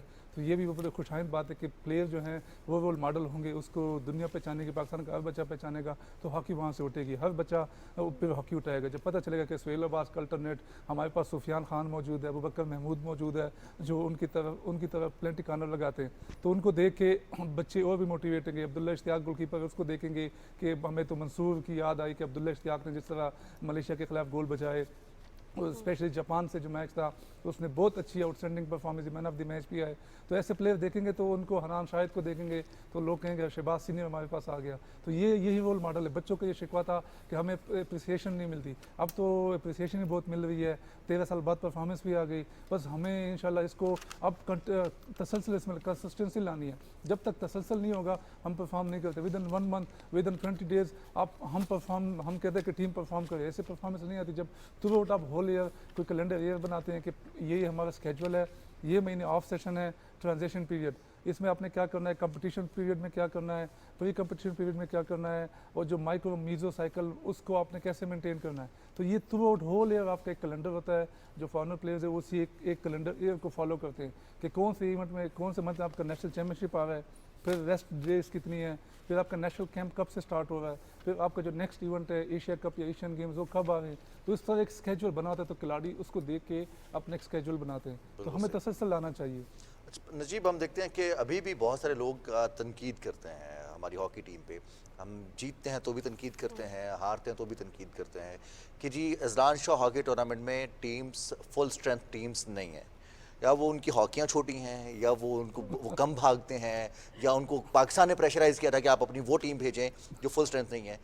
تو کیسے یہ لوگوں کو کون سمجھائے گا؟ ہمارے ہاکی پلیئر سمجھائیں گے کہ ہم ہاکی سے جواب دے رہے ہیں, ہم کھیل کے جواب دے رہے ہیں, جیت رہے ہیں, اب تو خوش ہو جائیں. جی بالکل، آپ وہاں پہ گلے شکوے کرتے جہاں پہ آپ نے کچھ انویسٹ کیا ہو یا آپ نے بہت زیادہ پیسے لگائے یا آپ نے بہت ٹائم دیا ہو. ہم نے ان کے اوپر انویسٹمنٹ کیا کی ہے. بیچارے بچے اپنے اپنے پیسوں پہ جا کے جب فارن ٹور پہ جاتے ہیں اپنے پیسے وہ ڈالر میں چینج کرتے ہیں, اپنے انڈیویجول پیسوں پہ شاپنگ کرتے ہیں. بیچاروں کو ڈیلی الاؤنس ابھی تک نہیں ملے. اپنے یہ ان بچوں کی بہت بڑی ہمت ہے کہ یہ کھیل رہے ہیں, حالانکہ ان سب کو جو فرانس, جرمنی, انگلینڈ, ان ملکوں سے ان کو ایٹ لیسٹ ان کے پاس لیگ کھیلنے کی آفرز ہیں, جو ان کی جو بی سی ڈویژن ہے اس میں ایٹ لیسٹ کھیلنے کی آفر تو ہے. یہ پھر بھی پاکستان کو پریفر کر رہے ہیں. تو ان بچوں کو موٹیویٹ کیا جائے. بہت اچھی پرفارمنس ہے. جب آپ جیتے ہیں نا تو آپ کو موٹیویشن لیول جو بہت اپ ہوتا ہے. جب آپ ہارتے ہیں مسلسل تو آپ ڈی موٹیویٹ ہوتے ہیں, پھر آپ کا دل ہی نہیں کرتا. تو یہ جب جیت ہے نا, اس کے پیچھے پاکستان میں بہت سارے پلیئر آج سے کل سے ہاکی کھیلنا شروع کریں گے. بہت اسکول کالجز کے پرنسپل جو ہیں, وی سی یونیورسٹیز کے, وہ دیکھ کے اپنی ہاکی کی ٹیم تشکیل دیں گے. تو ان کو دیکھ کے ہماری کچھ ٹیمیں تو پاکستان میں ڈیولپ ہوگی. ڈپارٹمنٹس دوبارہ سے فعال ہو رہے ہیں. ایگزیکٹلی, جب ڈپارٹمنٹ بحال ہوں گے تو ہر کھلاڑی دوبارہ ہاکی کھیلنے کے قابل ہوگی. وہ کہیں گے مجھے جاب آگے ملے گی. جب جاب کچھ اٹریکشن نظر آئے گی تو بچے کھیلیں گے. لیکن اس کے ساتھ ساتھ میں بتاتا چلوں, میں نے پہلے ہی بتایا کہ کھلاڑیوں کو صرف جاب پہ نہیں فوکس کرنا چاہیے. اپنی جو پروفیشنلزم ہے, اپنی جو ایجوکیشن ہے, جو پروفیشنل اسٹڈی ہے, اس کو بھی ساتھ ساتھ لے کے چلنا چاہیے. ہم کہتے ہیں کہ ہمیں جاب مل جائے, اس کے بعد بس ہم لائف ٹائم اسی پہ چلتے رہیں. جو دنیا میں پلیئرز ہیں, آئرلینڈ کے جو ڈیولپ کنٹریز ہیں, ان کے پلیئرز انجینئر بھی ہیں, ڈاکٹرز بھی ہیں, پروفیشنل بھی ہیں, ساتھ اسٹڈی بھی کرتے ہیں, اپنی فٹنس ہیلتھ کے لیے, انجوائمنٹ کے لیے اسپورٹس بھی کرتے ہیں. تو جب آپ پڑھتے بھی ہیں اور ساتھ کھیلتے ہوئے تو آپ کا جو مینٹل پاور ہے بہت زیادہ آپ ہوتا ہے. آپ فرسٹریشن میں نہیں آتے ہیں کہ یار بس میں نے, اگر آپ صرف پلیئر ہیں جو جاب ہاکی پہ ڈیپینڈ کر رہے ہیں یا کرکٹ پہ, تو آپ اگر آؤٹ ہوتے ہیں یا آپ کی پرفارمنس میں, تو آپ ڈپریشن میں جاتے ہیں کہ یار اگر میں نے اچھا نہیں کیا مجھے جاب سے نکال دیں گے. تو آپ کے پاس اگر آپ اسٹڈی بھی کر رہے ہیں تو آپ کے پاس دو لائن ہے. اگر آپ یہاں پہ نہیں پرفارم کرتے تو آپ کے پاس جاب ہے, پروفیشنلزم ہے, کسی جگہ پہ آپ جاب کر لیں گے. اور کانفیڈنس لیول ڈیفرنٹ ہوتا ہے پھر. جی ڈفرینس ہوتا ہے. تو یہ بہت خوشائند بات ہے. پاکستان کی ٹیم اس ٹائم بہت اچھا پرفارم کر رہی ہے. اللہ نظر بد سے بچائے. نیوزی لینڈ کی ٹیم بہت اچھی ٹیم ہے. نیوزی لینڈ کے ساتھ ان کا جو میری سے جشن ہے, جو مجھے میری سمجھ میں بات آتی ہے, فائنل میں تو یہ پہنچ گئے. اب ان کو اس میچ کو فائنل کی تیاری کرنی چاہیے. ان کو ایکسپیریمنٹل بیس کے ہم ڈفرینٹ فارمیشن پہ ڈفرینٹ پلیئرس کو آزمانا چاہیے کہ ہم فائنل میں کس طرح ہم ون کر سکتے ہیں. اگر ہم یہ ون کرتے تو ہم نے لاسٹ ٹائم 2001 میں اس کو ون کیا تھا, 22-23 سال بعد ہم اس کو اگین ون کریں گے. تو یہ بہت بڑی اچیومنٹ ہے ہمارے لیے. جہاں آپ نے کہا مورال ڈاؤن ہو جاتا ہے جب ہم جیتتے نہیں ہیں, اس کے ساتھ ساتھ اس چیز پہ بھی مورال ڈاؤن ہوتا ہے جب کرٹیسزم ہو رہا ہو. جس طرح رضوان نے بات کی, ہاکی چھوٹی ہے, اس طرح کی باتیں کی جا رہی ہیں. اوبیسلی جب آپ پڑھ رہے ہوتے ہیں اپنے بارے میں, چاہے ہاکی ہو, کرکٹ ہو, کوئی بھی پلیئر جب یہ پروپیگنڈا دیکھ رہا ہوتا ہے اپنی ٹیم کی ایفرٹس کو جیتنے کے باوجود, پھر تو وہ کہتے ہیں کہ ہم کیا ایفرٹ کر رہے ہیں اور عوام کیا بات کر رہی ہے. اسی طرح بہت زیادہ ضروری ہے, آپ نے جس طرح بات کی ہے حوصلہ افزائی. حوصلہ افزائی اب لیگ سے بھی آتی ہے, ٹریننگ سے بھی آتی ہے, اور شاید اس چیز سے بھی آتی ہے کہ ایک تو ہوتے ہیں پالیسی میکرز, ایک ہوتے ہیں انڈیویجول لیول پہ ہم کیا کر سکتے ہیں. بینگ اے سٹیزن میں کیا کر سکتی ہوں, ہمارے دیکھنے والے کیا کر سکتے ہیں, اسپورٹس لورز کیا کر سکتے ہیں. جن کو ہاکی کا شوق تھا وہ نہیں کر سکے, تو اب ان پہ کیا ذمہ داری عائد ہوتی ہے کہ وہ ہاکی کی ترقی کے لیے کیا کر سکتے ہیں. دیکھیں, اگر آپ کچھ بھی نہیں کر سکتے آپ ایٹ لیسٹ کسی کو موٹیویٹ کریں. یہ ہمارا دین بھی کہتا ہے کہ آپ ہمیشہ آپ جو گمان ہے اچھا رکھیں, آپ لوگوں کو سپورٹ کریں, آپ نیک خواہشات رکھیں. ٹھیک ہے, ہم بچوں کے نیک خواہشات رکھیں. وہاں پہ اتنے ہمیں بیشتر لوگوں کو پتہ ہے کہ یہ جس حالات میں گئے, جس طرح ان ٹائم پہ ٹکٹیں ملیں, اسپانسرز ملیں, یہ بیچارے مشکل. اگر یہ نہ جاتے تو پاکستان کی بہت بڑی انسلٹ ہوتی. مے بھی ہم بین بھی ہوتے, مے بھی ہمیں فائن بھی ادا کرنا پڑتا کہ آپ نے انٹری تو کی, نام آپ کا آ گیا, آپ ان ٹائم پہ ٹیم نہیں بھیجی گئی, تو یہ آپ کی دنیا میں بہت زیادہ آپ کی انسلٹ ہوتی ہے. تو ہم اس سے بچ گئے. لڑکے کھیل رہے ہیں, جو کرٹیسائز کر رہے ہیں وہ ویسے بھی کر رہے ہیں. اگر وہ کرکٹ کا میچ بھی آتے ہیں تو یا کوئی ایسے میچ تو کہتے ہیں یار ان سے میچ آ گئے. جب جیتتے ہیں تو اس کو کوئی نہیں دیکھتے, جب ہارتے ہیں تو آپ کے سارے جو ہے نا وہ اچھائی بھی برائی نظر آتی ہے. یہ تو بہت سے پلیئرز نے بھی پوائنٹ آؤٹ کیا, جب انہیں پریز کیا جاتا ہے وہ کہتے ہیں جب ہم ہارتے ہیں تو تب بھی ہم آپ کی ٹیم ہوتے ہیں, ہم آپ کی ایگزیکٹلی. ہم سب ایک پاکستانی ہیں. دنیا میں وہی قومیں ترقی کرتی ہے جو ایک پیج پہ ہوتی ہے. وہ جو ڈیولپڈ کنٹریز ہیں وہ دیکھیں, اگر وہ ہارتی ہے جیتتی ہے تو سب ایک پیج پہ ہوتے ہیں. تو اس میں یہ نہیں ہوتا کہ کرٹیسائز کرنا, ہار جیت گیم کا حصہ ہے. اسپورٹس کو اسپورٹس کی طرح لیں. یہ بچے بیچارے پہلے ہی بڑے پریشان ہیں ان کی جابس کے, ان کے ڈیلیز ایشوز کے. جب وہ پاکستانیوں کی بھی ایسی بات سنتے ہیں تو بیچارے اور زیادہ ان کا مورال ڈاؤن ہوتا ہے. گھر سے بات ایسی ہو تو پھر زیادہ مورال ڈاؤن ہوتا ہے نا, کہ نہیں ایسی بات کرو. اچھا نجیب, ہمارے پلیئرز بہت ساری لیگز کھیلتے ہیں. اب اذلان شاہ ہاکی ٹورنامنٹ میں 5 ٹیمز ہمارے علاوہ بھی موجود ہیں. تو اب ambassador, being ambassador, sports ambassador, ہمارے کھلاڑی پاکستان کے سفیر ہیں. لیگز کھیلیں یا پھر نیشنل لیول پر کھیلیں, موٹیویٹ کر سکتے ہیں, ڈپلومیسی کر سکتے ہیں دوسری ٹیمز کے ساتھ, دوسرے پلیئرز کے ساتھ کہ وہ پاکستان آئیں, ٹیسٹ میچز کھیلنے کے لیے آئیں. پاکستان ایک محفوظ ملک ہے. اب یہ بھی تو کردار ادا کیا جا سکتا ہے. एग्जैक्टली बिल्कुल। हमें लास्ट टाइम इवेंट मिला था ओलंपिक क्वालिफायर्स का, जो बहुत बड़ा इवेंट था। जी। हमारे इंटरनल इश्यूज़ की वजह से हमसे वो इवेंट छीना गया, ओमान को दिया गया। अगर वो इवेंट हमें मिलता तो पाकिस्तान में हॉकी बहुत बहाल होती, हमारा इमेज बहुत होता। बिल्कुल हमें टीमों को बुलाना चाहिए। हमारे आसपास जो मुल्क हैं, हमें जापान, कोरिया, मलेशिया, ये तो हमारी एशिया की टीम है, एटलीस्ट हमें इनको बुला के हमारे साबिक ओलंपियंस कितनी टीम्स की कोचिंग कर रहे हैं? जी कोचिंग कर रहे हैं। तो ये 3-4 इजिप्ट की टीम में ताहिर जमान कोचिंग कर रहे हैं, वो बहुत अच्छी हो गई। ओमान के साथ मैं हूँ, हमारे साथ वकास शरीफ है, वो कोचिंग कर रहे हैं। तो ये हमारी जो ये मुल्क हम इनको इनवाइट करें, हम टेस्ट मैच खेलें, इनके साथ सीरीज़ खेलें।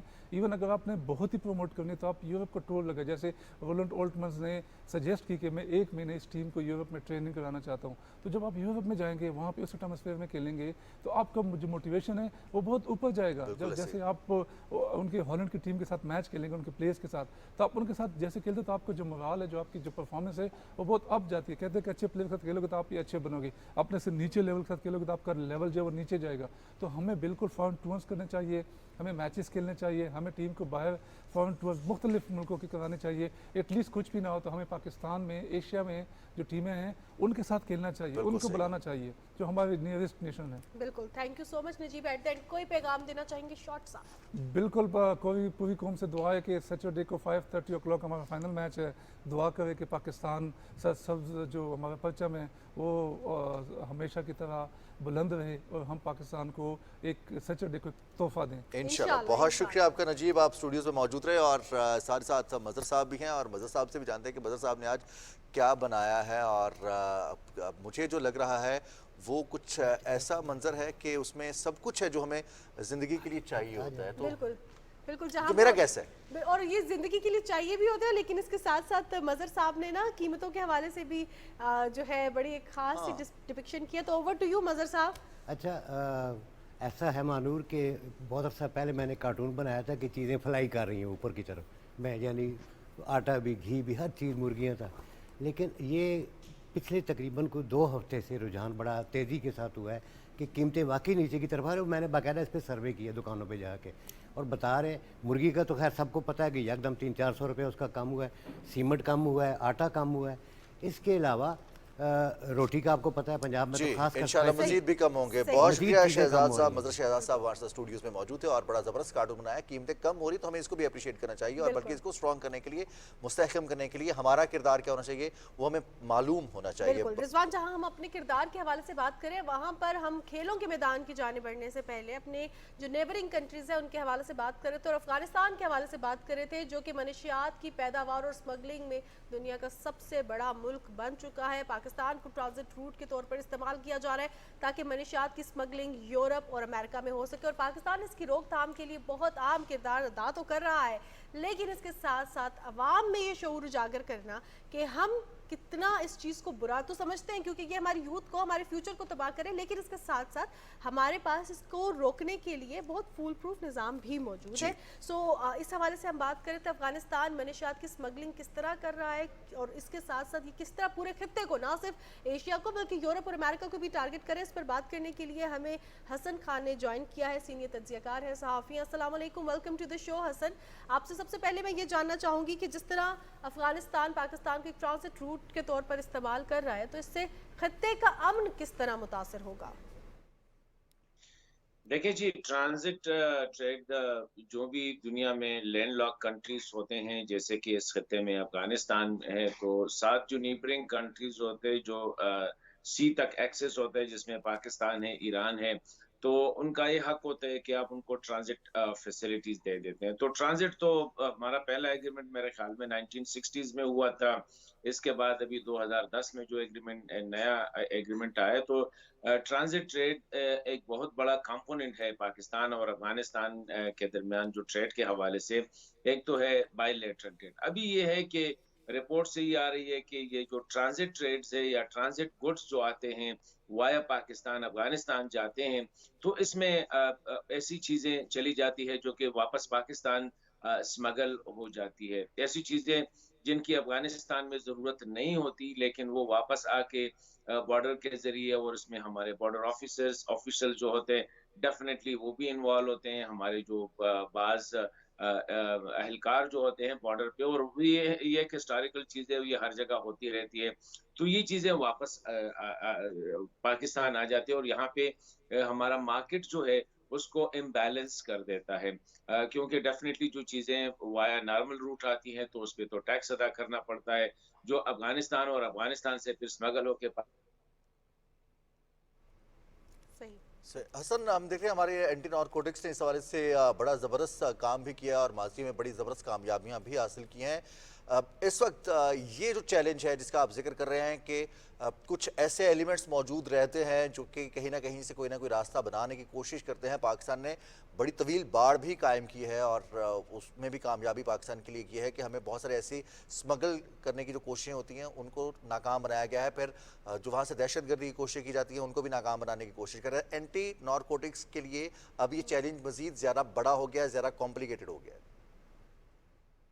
ڈیفینیٹلی دیکھیں، یہ بھی ایک حقیقت ہے کہ بارڈر کو جو ہے زیرو پروف کرنا جو ہے یہ آلموسٹ، یا واٹر پروف کرنا یہ آلموسٹ امپاسبل ہوتا ہے. آپ میکسیمم کوشش کر سکتے ہیں کیونکہ دنیا کے جو امیر ترین اور ڈیولپ کنٹریز ہے وہاں پہ بھی بارڈرز پہ ایشوز ہوتے ہیں. امریکہ کا میکسیکو کے ساتھ آپ نے دیکھا ہے روزانہ کوئی نہ کوئی ایشو وہاں پہ آ جاتے ہیں، اور باوجود کوششوں کے امریکہ نے جو ہے میکسیکو کے ساتھ بارڈر کو بالکل پراپرلی مینج وہ نہ کر پائے. وہاں پہ باڑ بھی لگایا، سیکیورٹی چیک پوائنٹس بھی لگائے. تو یہاں پہ پاکستان کے لیے بھی یہی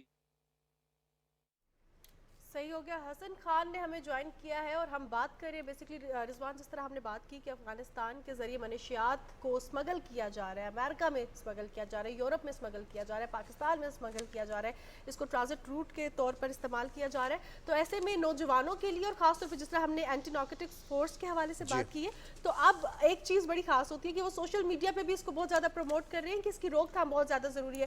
تو حسن، جس طرح ہم روک تھام کے حوالے سے بات کریں، اس پہ پالیسی میکنگ میں کیا کرنا چاہیے، کیا انکلوژن ہونی چاہیے تاکہ اس کا اور جو نظام ہے اس کی روک تھام کا اور اس کو ہم سٹرونگ بنا سکیں؟ دیکھیں، یہ بنیادی بات ہے. ماضی میں ہم نے دیکھا ہے کہ پالیسیز بھی بن جاتی ہے، کمٹمنٹ بھی شو کی جاتی ہے، لیکن انفارچونیٹلی وہ گراؤنڈ پہ پھر ریفلیکٹ نہیں ہوتی ہے. اس دفعہ ہم دیکھ رہے ہیں کہ جو نئی کوششیں اسی حکومت نے شروع کی ہے اور موجودہ ہماری جو سیکیورٹی ادارے ہیں ان کی قیادت نے جو کمٹمنٹ شروع کی ہے کہ اسمگلنگ کے لیے زیرو ٹالرنس جو ہے نا وہ اڈاپٹ کیا جائے گا. باوجود اس کے کہ آج بھی اگر آپ اسلام آباد کے کسی پیٹرول اسٹیشن پہ چلے جائے تو آپ کو ایرانی پیٹرول جو ہے نا آسانی سے مل جائے گا. لیکن یہ نہیں ہے کہ ہم اوور نائٹ یہ کر سکتے ہیں، لیکن جو جتنا کم ہوا ہے یہ بھی بہت بڑی بات ہے، اور میرے خیال میں اس کو مزید کم کرنا پڑے گا. آج کل کی جو قیادت ہے، خواہ وہ پولیٹیکل قیادت ہے یا ہماری سیکیورٹی اداروں کی قیادت ہے، وہ ایک کمٹمنٹ شو کر رہی ہے کہ ہم جو کہیں گے وی ول واک دا ٹاک والی بات ہے کہ جو ہم کریں گے وہ ہم ثابت بھی کریں گے. یہ صرف یہی نہیں ہوگا کہ ہم لفاظی سے یا جو ہے نا بڑے بڑے دعووں سے یا کمٹمنٹ سے. ابھی جو کمٹمنٹ سامنے آ رہی ہے ہم وہ دیکھ رہے ہیں کہ ادارے جو ہے وہ بھی بڑے ویجیلنٹ ہو چکے ہیں، اور ہماری پولیٹیکل لیڈرشپ جو ہے وہ بھی اسی حوالے سے. تو ابھی امید ہے کہ انشاءاللہ اگر یہ کمٹمنٹ رہی اور یہی زیرو ٹالرنس کی پالیسی ہم آگے لے کے چلے تو میں ڈیفینیٹلی شور ہوں کہ اس لعنت سے جو ہے نہ صرف ہمارا جو معاشرہ ہے وہ چھٹکارا پائے گا، بلکہ پاکستان کے اپنی جو اکانومی ہے، کیونکہ یہ نہ صرف یہ نہیں ہے کہ کانٹرابینڈ وغیرہ یا جو جس کو آپ مختلف او پی ایم سے یا دیگر جو نشاور چیزیں ہیں، ان کے علاوہ بھی بہت سی ایسی چیزیں ہیں جو پاکستان اسمگل ہو کے ہماری اکانومی کے لیے وہ بالکل ایک قاتل کی حیثیت رکھتے ہیں. تو ان کی جو ہمارے روک تھام تاجروں کے اسی یا جو طرح ہمارے صنعتکار ہیں ان کے حقوق متاثر کرتے ہیں. حسن خان، بہت شکریہ، آپ نے وقت دیا اور بڑی اہم بات کی آپ نے کہ جو پالیسی ہے اور اس پر commitment, action speaks louder than words, اور جو کمٹمنٹ ہے وہ ہمیں ایکشن سے نظر آتی ہے اور وہ ہمیں نظر بھی آ رہی ہے کہ جو کہا جا رہا ہے وہ کیا بھی جا رہا ہے.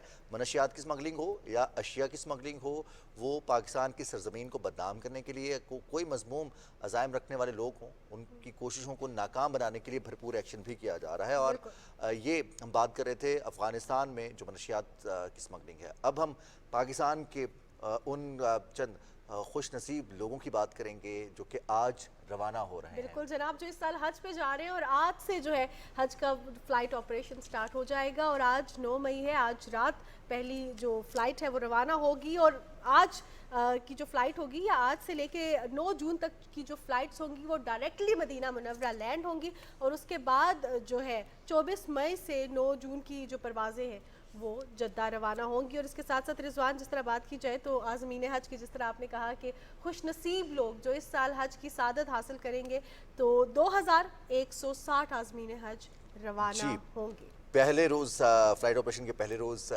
11 परवाज़ों के ज़रिए आज़मीन रवाना हो रहे हैं। और अगर हम आपको बताएं कि पाकिस्तान और सऊदी अरब के दरमियान रोड टू मक्का प्रोजेक्ट, जिसकी वजह से हमारे आज़मीन हज को पाकिस्तान में ही सऊदी इमिग्रेशन की सहूलियात मुयस्सर हैं। ये हुकूमत का एक तोहफ़ा है आज़मीन हज के लिए कि उनका लगेज, उनकी ट्रांजिशन यहाँ से बहुत आसानी के साथ पाकिस्तान में होगी। उन्हें सऊदी अरब पहुँचकर कतार में इंतज़ार नहीं करना होगा, वो वहाँ से रवाना होंगे। फिर जो इंतज़ामात किए गए हैं, जो सहूलियात फ्राहम की गई हैं आज़मीन हज के लिए, उसके हवाले से वज़ारत मज़हबी उमूर ने बड़े शानदार इंतज़ामात किए हैं। हम देखते हैं कि मुख्तलिफ़ मकामात पर जो आसानी है उनकी सिक्योरिटी के लिए, उनके खाने पीने के लिए, उनके सेहत के हवाले से, कनेक्टिविटी का इशू रिजॉल्व हो गया है। यहीं से सिम प्रोवाइड की जाएगी, खास तौर पे लगेज बैग्स ऐसे प्रोवाइड किए जा रहे हैं जिस पे पाकिस्तान का झंडा बना होगा। आपको ख़वातीन को खास तौर पे जो इस साल हज की सादत हासिल करेंगी, पाकिस्तान से जाएंगी, रवाना होंगी, आज से फ़्लाइट ऑपरेशन स्टार्ट हो रहा है, तो उनके अबाए के ऊपर भी, जो अबाया होगा उसके ऊपर भी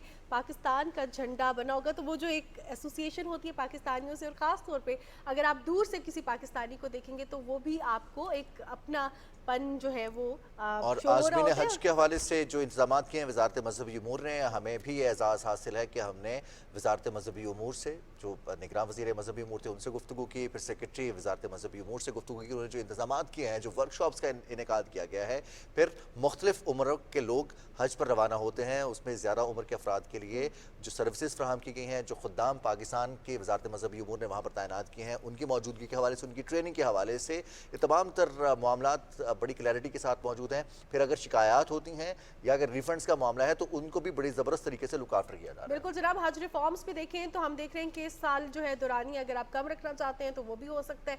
फिर जो एक पैकेज था उसमें भी इस साल वाज़े कमी वाक़ई हुई है। और app the most easiest thing, अब आपकी जो सारी मुश्किलात होंगी, पाक हज के नाम से ये ऐप है जो आज़मीन हज है वो डाउनलोड करेंगे। लोकेशन का मसला हो, कोई इशू हो, तमाम चीज़ें जो है उस पर रिजॉल्व हो जाएंगी।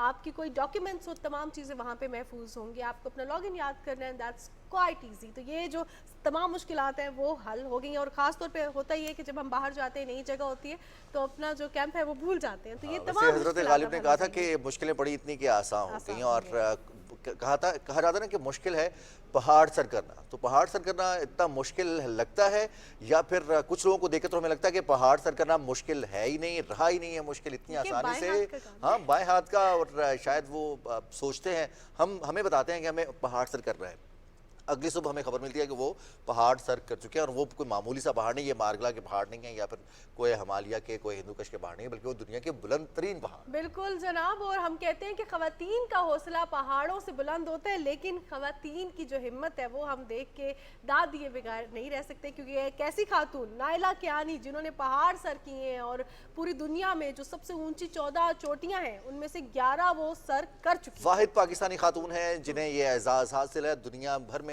सिर्फ 10 खवातीन ऐसी मौजूद हैं। तो नाइला कियानी ने पाकिस्तान के लिए ये एजाज़ हासिल किया है, उनका एजाज़ है, पाकिस्तान का एजाज़ है, पाकिस्तान की बेटियां। तो हम बात करेंगे नाइला कियानी से। अस्सलाम वालेकुम नाइला, बहुत बहुत मुबारक हो आपको। वालेकुम अस्सलाम, बहुत शुक्रिया, थैंक यू सो मच। कैसे किया ये? हमारे बहुत सारे नाजरीन, हम खुद अभी तक तजस्सुस में हैं कि अब 6 महीने के अंदर 7 चोटियां सर कर ली आपने। जी, पिछले साल मैंने 6 मंथ्स के अंदर 7 पीक्स की पाकिस्तान की। I was the only Pakistani and one of the 10 mountaineers globally. And अभी मुझे खुद भी यकीन नहीं आता कि कैसे हो गया मुझसे ये सब। तो नाइला, शौक कहाँ से शुरू हुआ? क्या बचपन से इंटरेस्टिंग थी, आप इस चीज़ों में इंटरेस्ट था, विद एजुकेशन ये चीज़ें लेके चलती थी, या जब बड़ी हुई तो आपने कहा चलो एडवेंचर करते हैं? मुझे आई थिंक बचपन में शौक था, लेकिन घर वालों ने मतलब एडवेंचर का इंटरेस्ट था ही नहीं किसी को और ना ही इजाज़त मिली। तो वो एजुकेशन के बाद मैं स्पोर्ट्स में आई, यूनिवर्सिटी में मैं स्पोर्ट्स में आई और वेरी रिसेंटली एक्चुअली मैंने माउंटेनियरिंग स्टार्ट ही 3 साल पहले की है।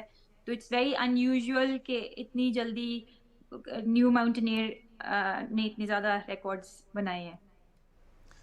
खातून होते हुए पहाड़ों को सर करना बहुत ज़्यादा अप्रिशिएट भी नहीं किया जाता है, डबल चैलेंज हो जाता है। एक तो आपको पहाड़ पे चढ़ना है, दूसरा आपको लोगों की राय को भी गलत साबित करना है।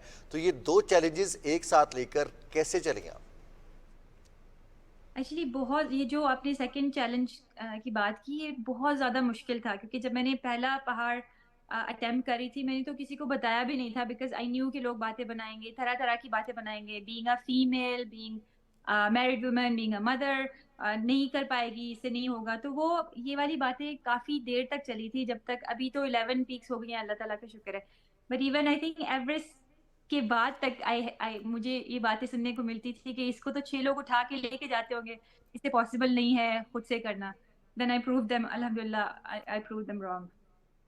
तो नायला आपने कर दिखाया भी, और जिस तरह आपने कहा कि पहली जब चोटी सर की तो किसी को बताया भी नहीं था, क्योंकि ये भी डर होता है कि लोग क्या कहेंगे, और ख़ास तौर पे ये भी डर होता है कि शायद अगर ना कर सके तो वो जो एक हमें डर है कि रिजेक्शन का डर भी होता है, और being a female sometimes security का प्रॉब्लम, और फर्स्ट टाइम बहुत सारे लोगों को तो पहले ही पता होता है ना, वो कहते हैं हमें तो पहले ही पता था। तो नायला चैलेंजेस क्या आए? आई थिंक चैलेंजेस एक तो जैसे पहले बोला कि ना सिर्फ आई एम अ फीमेल लेकिन I am also mother, I was a working professional. तो वो मेरी प्रोफाइल ऐसी थी ही नहीं जो माउंटेनियरिंग में फिट आती है। माउंटेनियरिंग एक माउंटेनियर की प्रोफाइल में फिट बिल्कुल भी नहीं आती है। तो वो शुरू में बहुत ज़्यादा चैलेंजेस थे क्योंकि जब मैं I didn't announce it, nobody knew कि एक nobody in mountaineering is attempting N 8000 metre. लेकिन जब हो गई तो people didn't believe it until they saw the picture. जब मैं 7 दिन बाद स्कर्दू पहुंची और पिक्चर अपलोड की, बट देन दे सेड कि लकी है, इससे हो गया। And then when I plan K2 तो लोगों ने बोला कि K2 नहीं हो पाएगा, she was lucky on G2, इस तरह की बातें। एंड देन इवेंचुअली काफी मतलब जब मैंने पिछले साल बहुत ज्यादा पीक्स की, एक के बाद दूसरी फिर भी ये बातें सुनने को मिली कि इससे, ये तो लड़की है, इससे कैसे होगा, 6 लोग इसको उठा के लेके जाते होंगे। until I started recording myself on top of the mountain, जब मैं और मेरे एक गाइड होते थे। तो आई थिंक राइट नाउ अभी 11 पीक्स करने के बाद काफी बातें काफी हद तक कम हो गई हैं, but people didn't believe it. Everest भी सर किया, एवरेस्ट के बाद एक दिन बाद लोड से किया। पीपल डिडंट बिलीव कि एक लड़की, एक खातून हो के ये सब काम कर सकती है। बट यस, अल्हम्दुलिल्लाह नाउ आई थिंक इस 11 पीक्स करने के बाद मुझे जो अप्रिसिएशन पहले मिलनी चाहिए थी वो अब मिल रही है। मतलब पीपल बिलीव के लड़कियां कर सकती हैं ये। मुझे याद है नायला, जब आपने K2 को सर किया था और उस वक्त भी कुछ इसी किस्म की बातें हुई थी, और उस वक्त भी आपने इसी अज़्म का इजहार किया था कि खातून हूँ तो क्या है लेकिन पहाड़ तो सर करूंगी, क्योंकि पहाड़ों से बड़ा हौसला है। अब 11 चोटियां सर कर ली हैं, इनमें से सबसे मुश्किल चोटी कौन सी लगी? वैसे तो कहा जाता है कि जो मसला हल हो जाता है, जो चैलेंज हम अबूर कर लेते हैं वो रहता ही नहीं है, तो मुश्किल कौन सी चोटी थी इनमें से? मुश्किल दो। एक तो सबसे पहले गशब्रुम 1 पाकिस्तान में जो है, K2 के बाद जो मैंने पिछले साल समिट की थी, सॉरी 2 साल पहले समिट की थी। एंड देन जो second most difficult mountain was actually the one I climb कुछ दिन पहले। It was very hard. मौसम बहुत ज़्यादा सर्दी थी, माउंटेन बहुत टेक्निकल था, rock ice and blue eyes थी जिस पे चढ़ना बहुत ज़्यादा मुश्किल होता है। एंड उस कोल्ड टेम्परेचर में इट वाज वेरी हार्ड। मैं पहले भी किसी को बता रही थी, I cried on Makalu mountain because मुझे लग नहीं रहा था कि मुझसे हो पाएगा। लेकिन आपने कर दिखाया नायला। एट द एंड हमारी ख़वातीन जो आपको देख रही हैं उनको क्या पैगाम देंगी? ख़वातीन को मैं ये बोलूँगी कि basically I went through a journey my self, क्योंकि पहले मैं खुद लोगों से डरती थी, लोगों की ओपिनियन से डरती थी, सोसाइटी की ओपिनियन से डरती थी, जो लिमिटेशंस मैंने खुद पे इम्पोज की हुई थी उनसे डरती थी। आई वुड से कि जो आपको करना है आप करें, because the most beautiful woman is a woman who does what she wants, as long as you're not hurting anybody. So go for what you want to do in life. Don't care about any problems. जो problems आती है आप उसको solve करते जाए, goal को आप mind में रखें, and then you will reach the stars. اور ماشاءاللہ جس رفتار سے آپ جاری ہیں لگتا ہے ایسے بہت جلد ہم 14 کی 14 جو بلند ترین چوٹیاں وہ سر کرنے والی نائلہ کیانی سے ایک دفعہ پھر بات کر رہے ہوں گے. بہت شکریہ نائلہ آپ کے قیمتی وقت کا. بہت شکریہ آج آپ نے ہمیں پروگرام میں جوائن کیا. ہمارے ساتھ ایک پہاڑوں سے بلند حوصلہ رکھنے والی خاتون تو موجود تھی, لیکن ایک اور خاتون جو ویمن امپاورمنٹ کی جیتی جاگتی مثال ہے, اور خاص طور پہ بہت سی خواتین ان کو دیکھ کے حوصلہ کرتی ہیں کہ ہم نے یہ نہیں دیکھنا کہ ہم جو ہے ابھی ماں بھی ہیں, ہمارے گھر پہ اور بھی ذمہ داریاں ہیں, ہم نے آگے بڑھنا ہے. اور رضوان اب میں ایک بات کروں کہ کوئی ایک ایسا شعبہ بتا دیں جس میں خواتین پاکستان کا اپنے خاندان کا نام نہ بنا رہی. بالکل جناب, اور ہمیں بہت فخر محسوس ہوتا ہے ایسی خواتین سے بات کرتے ہوئے. آج مجھے بہت پراؤڈ فیل ہو رہا ہے کہ ایسی خواتین ہمارے ارد گرد موجود ہیں جن سے ہم بات کرتے ہیں تو ہمیں حوصلہ ملتا ہے کہ ہم نے اپنی زندگی کی ہرڈلز کو نہیں دیکھنا, ہم نے آگے بڑھنا ہے. اور وہی بات ہے کہ اسکائی از دا لمٹ. اگر آپ نے ایک چیز اچیو کر لی ہے تو دیٹس ناٹ دا لمٹ. اپنے آپ کو لمیٹڈ نہ کیجیے. آپ اپنے بچوں کے لیے ایک ایسی مثال بنے, آپ اپنے ارد گرد لوگوں کے لیے ایک ایسی مثال بنے جو دیکھیں کہ ہمارے گھر میں, ہمارے ملک میں ہی ایک ایسی خاتون موجود ہیں جنہوں نے گھر بھی سنبھالا, پڑھائی بھی کی, بہت سی خواتین کے لیے انسپریشن بھی بنی. لیکن اس کے ساتھ ساتھ جو ہے انسپریشن کے ساتھ ساتھ ویمن امپاورمنٹ کی جب ہم زندہ جیتی جاگتی مثال کے حوالے سے بات کرتے ہیں تو وہ ایک امپلائمنٹ کریشن یہ بہت اہم چیز ہے. سو جب ہم یہ بات کرتے ہیں, اور خاص طور پہ جو قائدینز ہیں یا جو راولپنڈی اسلام آباد کے لوگ ہیں وہ جانتے ہیں ڈاکٹر فرحت آصف کو, اور آج وی آر سو آنرڈ کہ وہ ہمارے درمیان موجود ہیں. Welcome to the show doctor Farhat Asif. Thank you so much, آپ نے مجھے اپنے پروگرام میں دعوت دی ہے اور اس ریکگنیشن کا بہت شکریہ. Thank you so much for taking out time for us. اور ڈاکٹر فرحت آصف کے حوالے سے آپ کو بتا دیتے ہیں کہ ایک اور اعزاز انہوں نے اپنے نام کیا ہے. انٹرنیشنل ویمنس فورم فیلوشپ کے لیے ان کی سلیکشن ہوئی ہے سال 2023 سال 2024 کا جو یہ فیلوشپ ہے, اور ایک دفعہ پھر آپ نے ہم سب کو انسپائر کر دیا. اس فیلوشپ کے حوالے سے بتائیے. اچھا, سب سے پہلے میں فیلوشپ کو بتانے سے پہلے میں آپ کے پروگرام کے توسط سے, دیکھیے کوئی بھی انسان کامیاب اس وقت ہوتا ہے جب اس کے آگے پیچھے لوگ اس کو سپورٹ کرتے ہیں. اکیلے آپ کچھ بھی نہیں کر سکتے, چاہے مرد ہوں چاہے عورت ہوں. تو میں چاہوں گی کہ کچھ لوگوں کا میں ضرور نام یہاں لوں. میرے والد اور والدہ جن کو اللہ تعالیٰ غریق رحمت کرے, میری ساس اور سسر جنہوں نے ہمیشہ مجھے سپورٹ کیا, اور میرے شوہر جن کی وجہ سے میں آج یہاں موجود ہوں اور آپ کے ساتھ یہاں بات بھی کر رہی ہوں. اور میری جتنی بھی کامیابیاں ہیں شاید اگر وہ نہ ہوتے میرے ساتھ اور مجھے میری توجہ اور مجھے محبت اور جو کہتے ہیں نا ساتھ نہ دیتے تو میں آج یہاں نہ پہنچ پاتی. اور جہاں تک انٹرنیشنل وومنس فورم کا تعلق ہے, انٹرنیشنل وومنس فورم ایک واشنگٹن بیس ایک آرگنائزیشن ہے جس میں 8000 گلوبلی دنیا میں ایسی خواتین ہیں جو کہ پریزیڈنٹ ہیں, پرائم منسٹرز ہیں, امبیسڈرز ہیں, ڈپلومیٹس ہیں, ملٹری آرگنائزیشنز میں کام کری ہیں, سائنٹیفک آرگنائزیشن جیسے ناسا میں کام کری ہیں. بہت ڈائیورس ایک بیک گراؤنڈ, اور بڑی بڑی جو ملٹی نیشنل کمپنیز ہیں گلوبلی جو سی سوٹ ایگزیکٹو لیول کی عورتیں ہوتی ہیں, وہ ایک بہت براڈ نیٹ ورک ہے. ان کا ایک فیلوشپ ہوتا ہے, ہر سال وہ دیتے ہیں ان خواتین کو جنہوں نے اپنے اپنے شعبوں میں کچھ نہ کچھ لیڈرشپ کی کوئی انیشیٹیوز لیے ہوں یا کچھ ایسا انوکھا کام کیا ہو جو کہ اور لیڈرشپ پوزیشنز پہ اپنی اپنی آرگنائزیشن میں موجود ہوں. تو لاسٹ ایئر میں نے اس میں اپلائی کیا and then they selected me for a full scholarship for that.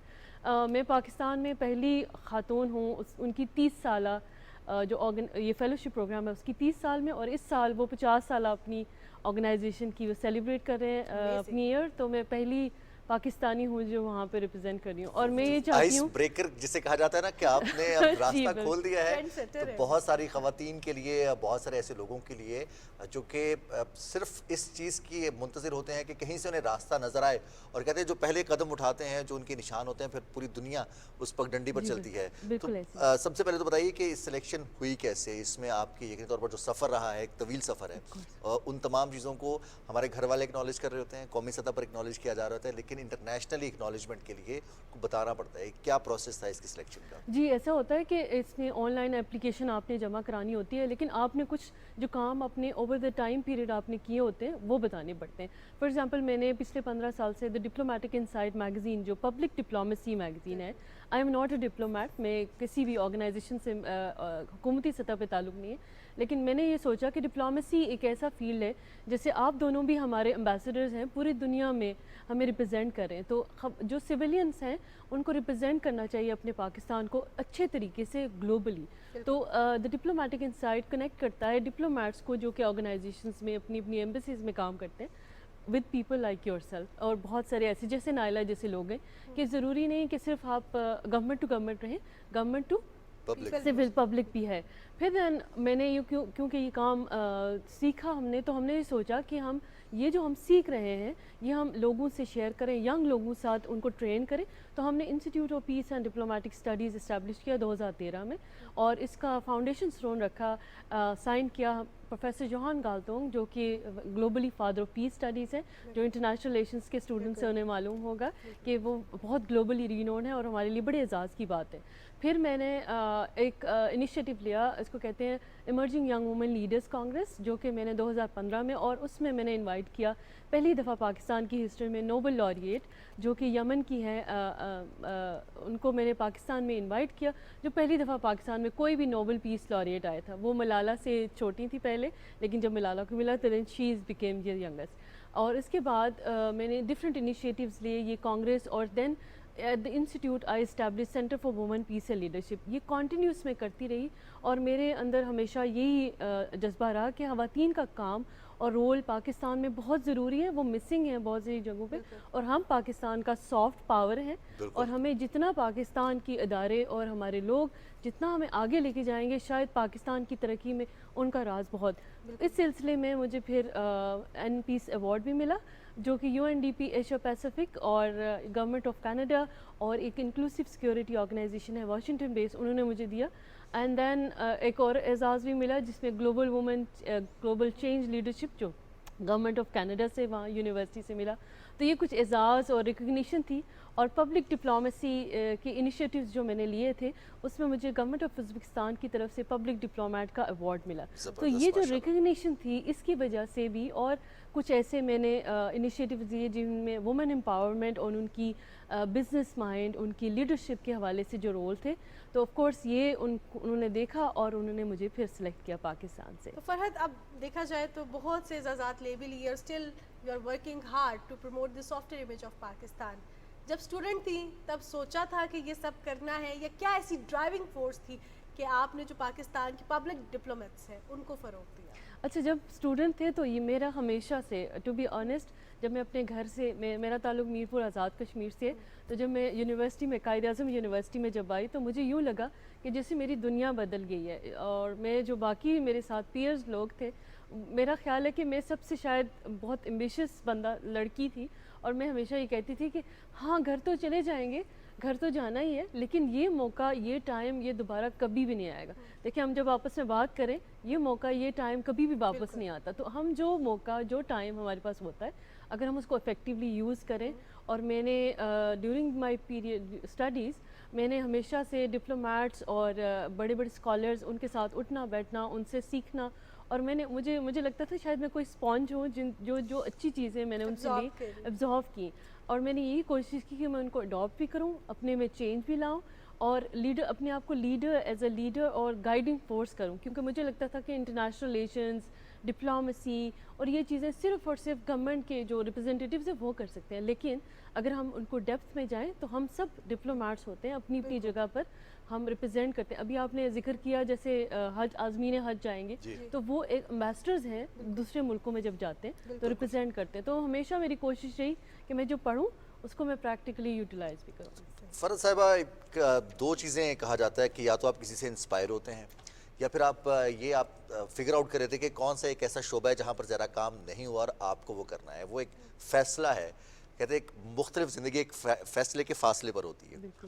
وہ مومنٹ ایجوکیشن میں تھا, کسی کو دیکھ کر آیا, کسی کا مشورہ تھا, کیسے ڈیسائیڈ کیا کہ فرحت آصف صاحبہ اس لائن بنائیں گے اور یہ سارے اعزازات وہ حاصل کریں؟ اچھا, سب سے بڑے جو میری انسپریشن ہے وہ میرے شوہر, میرے ہسبینڈ ہیں. انہوں نے مجھے ہمیشہ گائیڈ کیا ہے, اور اس سے بھی بڑھ کر میرے ابو, میرے فادر جو ہیں, انہوں نے مجھے ہمیشہ گائیڈ کیا. اور لائف میں کچھ خواتین ایسی ہوتی ہیں, مائیں اور میری ساس, دونوں نے مجھے ہمیشہ ایک ڈرائیونگ فورس, انہوں نے مجھے ہمیشہ کہا, میری امی ہمیشہ ایک گائیڈنگ ایک ورڈ کہا کرتی تھی, بات کرتی تھی مجھے, فرحت ہمیشہ آگے دیکھو گی تو آگے جاؤ گی, پیچھے دیکھو گی تو پیچھے چلی جاؤ گی. تو وہ بڑی وزڈم والی بات تھی, اور میں نے ہمیشہ جب بھی ان کو کوٹ کیا گلوبلی تو لوگ ہمیشہ اس کوٹ سے انسپائر ہوتے ہیں کہ جب آپ آگے دیکھتے ہیں تو آگے جا سکتے ہیں, اگر آپ پیچھے مڑ کے دیکھنا شروع کریں تو آپ نہیں جا سکتے. اور جو امپاسبل ہے، یہ جو لائف جرنی ہے یہ امپاسبل ہے. کچھ لوگ جو نئے سیز ہوتے ہیں، ابھی آپ نے نائلہ سے بات کی، جو لوگ ہمیں کہتے ہیں یہ نہیں ہو سکتا، ان کو جب کر کے دکھاتے ہیں ہم تو وہ زیادہ ایک وہ کہتے ہیں ڈائریکشن ملتی ہے. جیسے ڈپلومیٹک انسائٹ جب میں نے شروع کیا، I was young student، تو میں نے ایک صاحب سے مشورہ لیا، وہ سینئر تھے، اور میں نے ان سے کہا کہ اچھا میں نے اس سے پبلش کرنا ہے. تو انہوں نے بولا یہ نہیں ہو سکتا، تم چھوٹی ہو، تمہارے پاس اتنے سب کچھ ہونا چاہیے. میں نے کہا اچھا.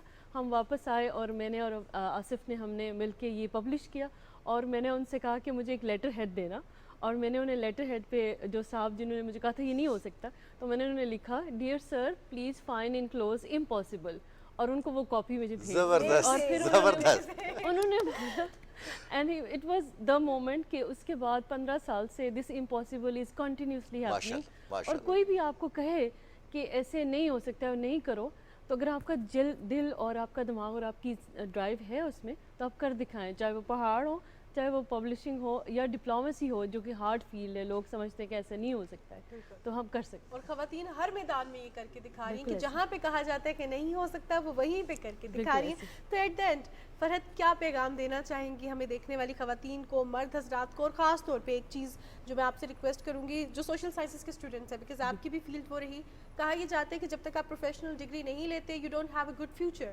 تو سوشل سائنسز کے اسٹوڈنٹس کو بھی کیا پیغام دیں گے؟ اچھا، بہت میں گائیڈ کرتی ہوں سوشل سائنس اسٹوڈنٹ کو، اسپیشلی انٹرنیشنل ریلیشنس کے اسٹوڈنٹ کو، کیونکہ گائیڈنگ فورس بہت کم کرتے ہیں.